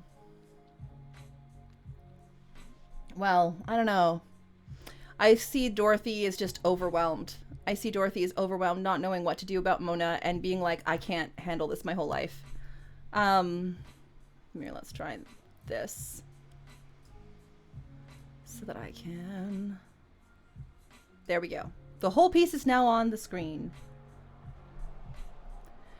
I think, too, there's probably this sense of slight danger. Like, if Mona is actually potentially dangerous, like, Mona did assault Dorothy for the phone.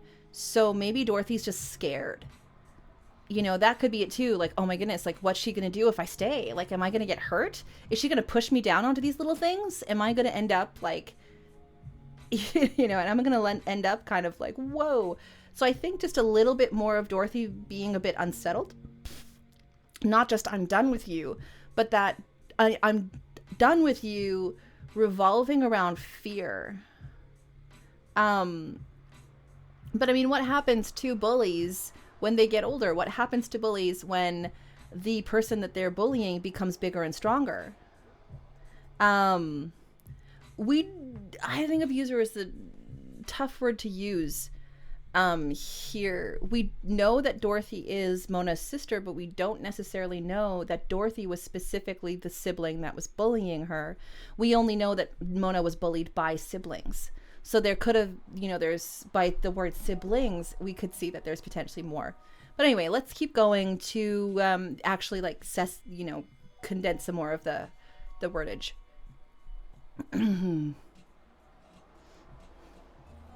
We only see one sibling, but it said siblings, so that infers more.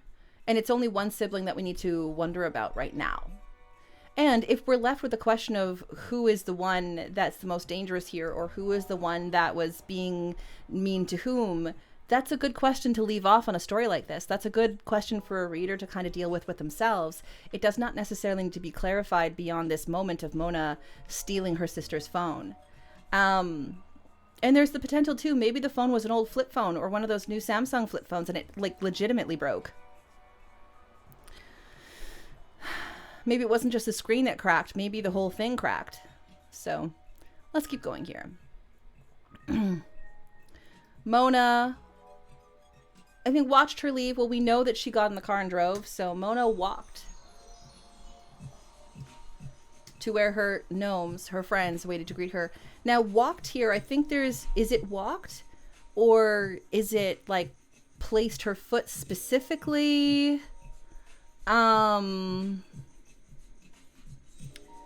You know, if the wand was so full of detritus, I'm gonna turn my webcam back on for a minute because I can. If the wand was so full of detritus that Dorothy could not go grab her phone, then how is it that Mona knows exactly where to place her foot? So is walked the right word here, or is there a more precise word? Walked to where her gnomes, her friends, waited to greet her. And then, because that too will get rid of walked and walked. She walked through the crowd, or, you know, she touched each one of the crowd and greeted them by name. Yeah. So I think here, let's combine through the crowd and touching each one. She touched each of the crowd, if you wanted to. Your call on what is kept and what isn't. You know, yeah. She touched each of the crowd and greeting them by name and greeted them. You know, you can take out this. She touched each of the crowd, period, greeted them by name until she came to the small patch of grass at the center of the protective ring. bending to pick up her sister's, I would say, shattered phone. Or here I would say something else. She looked at it intently before returning to the safety of her house, her new treasure clasped to her chest. So this is a fairly long sentence, but it's one that includes a lot of like, holy shoot.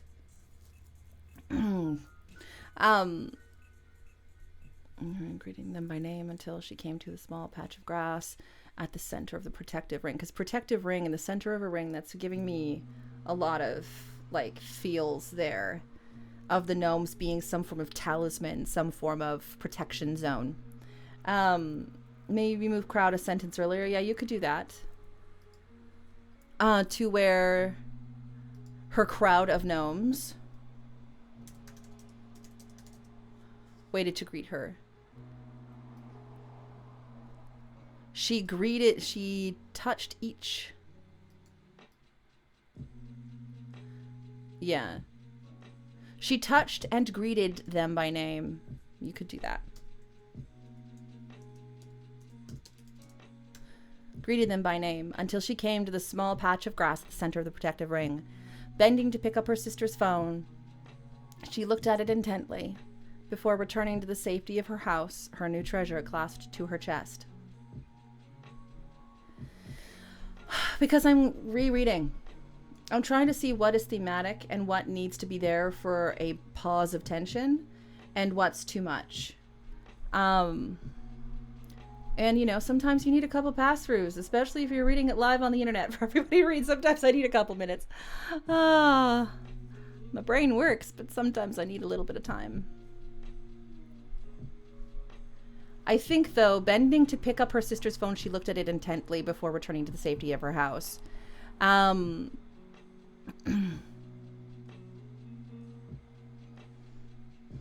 She looked at it intently as she picked it up before returning to the safety of her house, her new treasure clasped to her chest. You're a pro reading it live on the interneter. Thanks. Hearts. And cookies. I shall give cookie.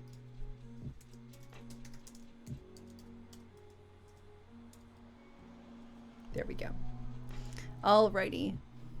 Her thoughts raced. Help indeed. I don't need no help. Let's take out help indeed. I don't need no help. I keep a clean, orderly house. You won't find any bugs or mice or dead cats under a pile of rotting garbage here. Her thoughts raced. Let's get rid of that too. After locking and bolting her front door, she paused to survey the walls of clear plastic containers, each one neatly labeled, that lined the path through her living room to the kitchen. No more than 4 to a stack. That was her rule.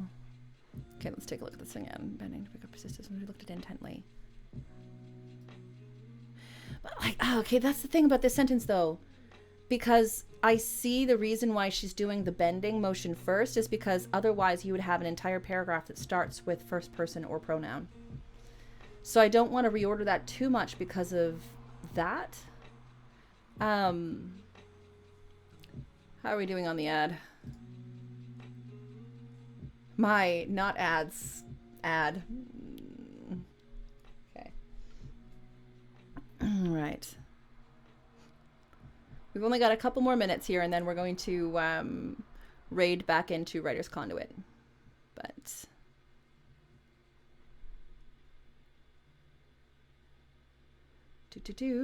okay. How are we doing on that ad there, Gwen?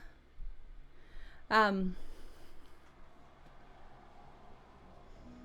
locking and bolting her front door, because that's locking and bolting again is a pathology. It is a characterization. So having both of those things after locking and bolting her front door, that is characterizing Mona. I was saying too on the ad that I understand, I see if we reorder this sentence too much, then we're going to have 3 sentences in a row that start with a pronoun or a personal name.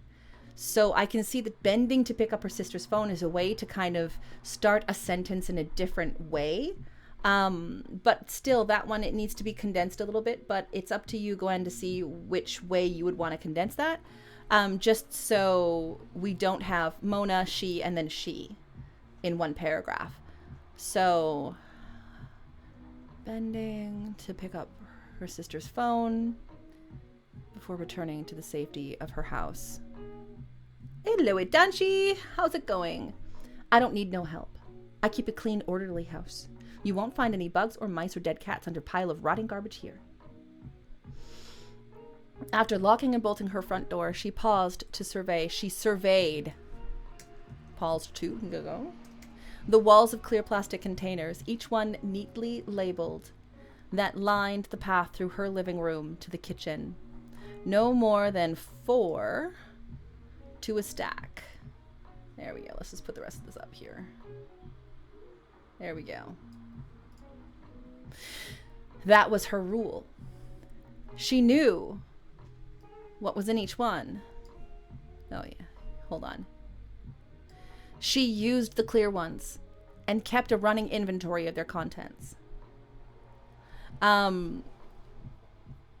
and she knew it was in each one. I get that it's important in her perspective psychologically, but what we could do is she used the clear ones and kept a running inventory of their contents. She used the clear containers if we wanted to.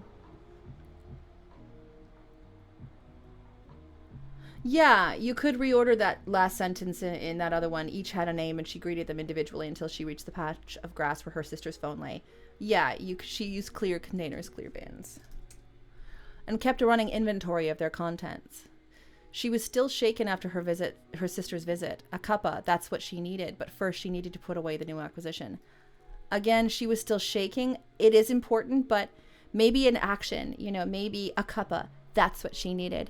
But first to stop shaking and put away the new acquisition. Yeah.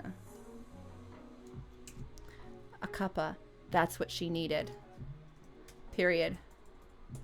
First.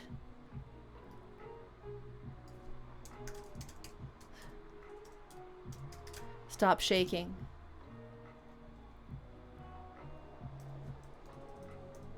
This might be too abrupt for your style. If that's the case, that's totally fine. I find that sometimes some short, abrupt sentences are okay.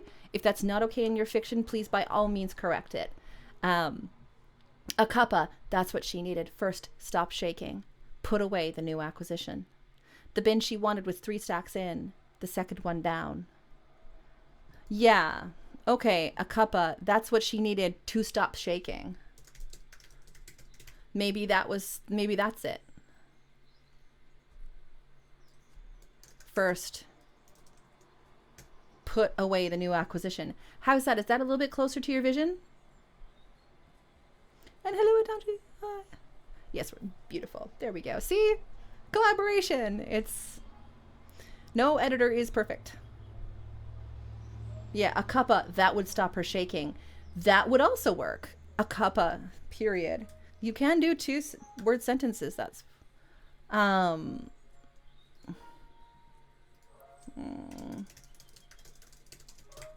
would stop her shaking. There we go. Even more condensed in. There we go.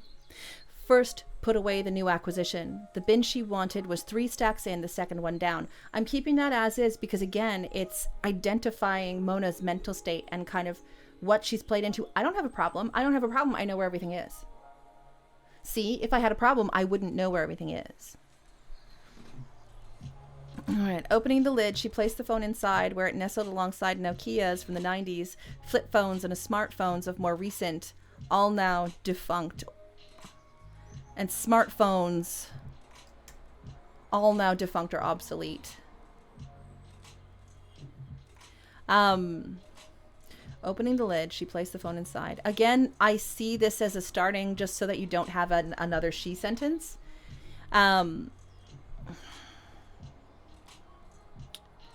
She placed the phone inside. It nestled alongside Nokias from the 90s, flip phones and smartphones. All now defunct or obsolete. I think just by using the word smartphones, people understand that there's a progression of technological time here. Also, making the cuppa first means putting the phone down somewhere, not putting it away. Okay. She replaced the lid with difficulty. Time to get a bigger bin to house her collection. Oh, this one would come in handy for something. See you, Daz, and we'll be finished here in just a minute. I'm gonna cut us off in about 3, and then we're gonna be raiding into Writer's Conduit. And I just want to say again, thank you to Writer's Conduit for being like, hey, have some extra time. Thank you. I appreciate it. All right. That's why she's not a hoarder. She puts things away in their proper place. You can definitely see the psychology there. Yeah. But when people see smartphones, they think of something like an Apple phone. They think of the smartphones we have nowadays. I can still see the technological progression there. You know, you could do alongside boxy Nokias from the 90s, flip phones and smartphones, or, you know, you could use modern smartphones, but I think that most people will understand the progression there. All defunct or obsolete. This is still a sentence that's bothering me a little bit for how long it is. I think you can kind of condense down the motion of opening up the lid and placing the phone inside where it nestled. The bin she wanted was 3 stacks in, the second one down. Grumbles about whippersnappers who think nothing predates their memories. I mean, I remember, you know, one of my family members had a cell phone in the 80s, and it was that big thing with like the kind of bag that went with it. But yeah. Do we want car phones? Yeah. All defunct. Because they're not, you know, her sister's smartphone is not obsolete. It was fine until she broke it.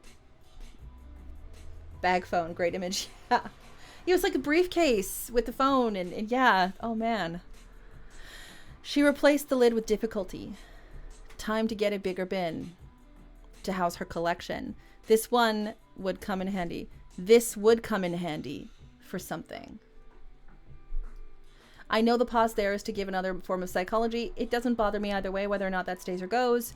But this would come in handy for something, you know. I had my car phone stolen. What a time period.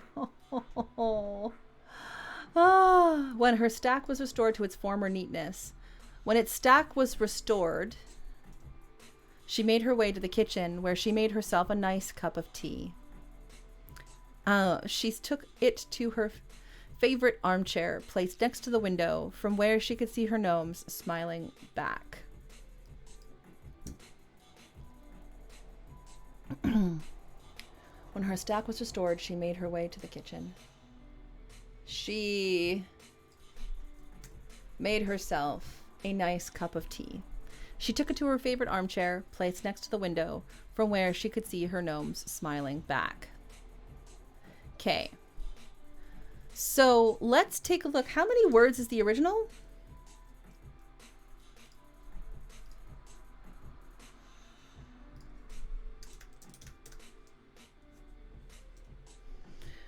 $680 stack restored. Yeah, you could do stack restored. You could do that too. Here, let's see here. When her stack restored. Stack restored. Okay. Okay, so 686. This is now 544. And that was with this correction too. Yeah. Yeah. Isn't it amazing? And sure, in a novel, in writing a novel, that kind of thing, it doesn't seem like 140 words is that many. But when we're in flash fiction, that's huge. And now you know you have the space that if the kitchen reflects Mona's personality, if the kitchen reflects what Mona is going through, if the kitchen reflects her, you have the space to add it. You have those words. Yeah, you definitely have the word count there. This is a diligent piece of flash fiction. And you wrote it in a couple of hours in tiny little sprints after just thinking of some crazy symbols that may or may not be synergistic, that maybe could come up into themselves. A garden gnome, a string with a piece of sealing wax on it, and a broken cell phone on a lawn. You went from those symbols to a complete story in the matter of a couple of hours. Yeah, and 140 words out of every 700 over the course of a novel would save hours of total read time. Yes, it would.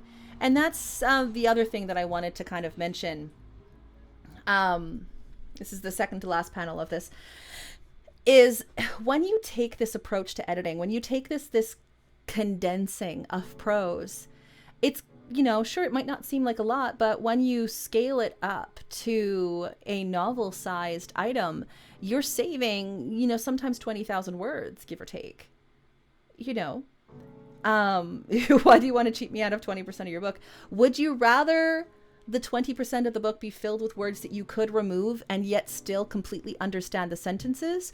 Or would you rather those 20,000 words be made into pure content, plot, and characterization? It's about where those words go. You know, if we're taking out those extraneous words, then we can add in other content that's more gripping, that's more emotional, that's more plot driven, that's more of, you know, Max and what happens with Max and the Griffin. Yeah. And so I can sell you another book every 4. Yeah, really. You know, so you can keep going on more of them. Yeah, and I guess the thing too is, stylistically speaking, it's again going back to that idea of authenticity of style. I have a very condensed style. I've got a very dense, heavier, heavy word count wise kind of heteroglossic style. I understand that that's not for everyone, and angst, if it's not for you, that is 100% okay.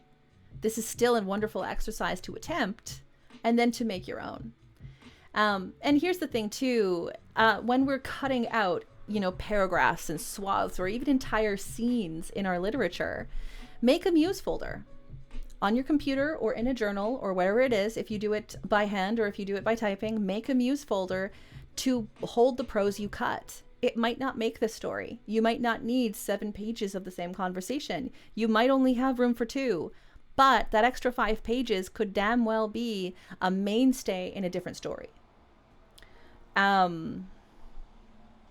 am frequently told I am dense. I'm assuming you mean dense as in the prose is just so kind of like tight. I would have liked another 10 to 20% of Sapha's books. I haven't read Raven's, but also nobody is obligated to write for my preferences. You know, Angst and Book of Revels is coming up. So that one's definitely longer than Son of Abel. Son of Abel was a novella, you know, but all right, so keep your prose, keep versions of your prose. And one thing you can do if you're using something like Word or Pages or Google Docs is you can look at revision history if you need to go back and find that thing that you cut. Because again, it might not work for that story, but it may work for something else. And it's always better to save your hoarding for a Word document that doesn't take up a square footage in your home.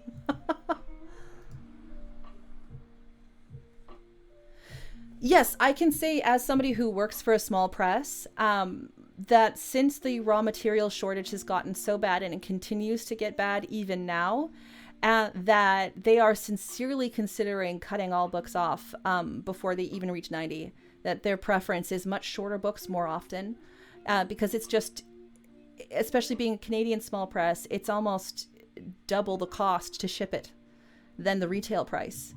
You know, when you're going to ship a novel that's this size and you're getting a business discount and yet it's still $14 to ship, how do you tell people that they need to buy the book and then buy the shipping container that goes with it? So absolutely, I can tell you as somebody who works in the industry, they're asking for smaller word counts more often. Yeah. So medium matters as well. Yeah. Keep versions of your prose in clear labeled bins, stacked no more than 4 high. Yes. I like to mark my prose with a number system so I know which version is and I don't get mixed up. Yeah. Building Romans. Final. Ooh, nice. I want that. Oh, I can't find the server. Oh, can you put that in? Is that in the Writer's Conduit treasure trove? Otherwise, there's Discord servers because I can't click on that for some reason. And now this is the final thing I want to say before we. It's not a real URL. Oh yeah. Sorry, I was like, oh, do I get to finally read it? Like, yeah, I got it. There goes me. I'm like, oh, link. I got excited there for a second. I'm sorry. It's been a long day. What can I say? Yeah, and what I do is I have the name of the novel and then the date of revision. You know, so I'll have a bunch of dates for specific drafts. Like it'll be Neon Lieben 06/26 2022. And so I'll know that I started that draft on a certain date, and that way I'm able to kind of keep up. I was pointing out the never-ending chain of numbering. Yeah, pretty much. Though I do have a short if you'd like to read it, around 6,000 words, submitting on the 30th. Yay! So many people have been timeout by overzealous link-hating bots just because they didn't space after a period. Yeah, I actually am okay with links in mine, so that does a lot. Okay, now here's the final thought. Before we raid, what can you do with one single breath? Reduce down to the core. Where does it take us? And remember, if we find that we are inspired to write more moments than that one flash fiction, write more flash fiction. Write a bunch of them that can attach together like pearls on a string. Until seconds after hitting return. Yeah. No, you do. That's the one thing I like about this place. Aw, thank you. Yeah, I like to share people's successes, and I like to make sure that people know that they can be like, hey, look, I did a thing. I'm like, great, show me your thing. I want to see it. The thing being writing. Thank you. You know. With that said, I am going to end the recording. That's the one. No, you did not. You said that was one of the things. I misread it. Because heart. Okay, Writer's Conduit is offline at the moment, but they'll be right back. That chat will still work. Beautiful. Thank you for letting me know that, Sailing Ocelot. I'm going to turn off the recording.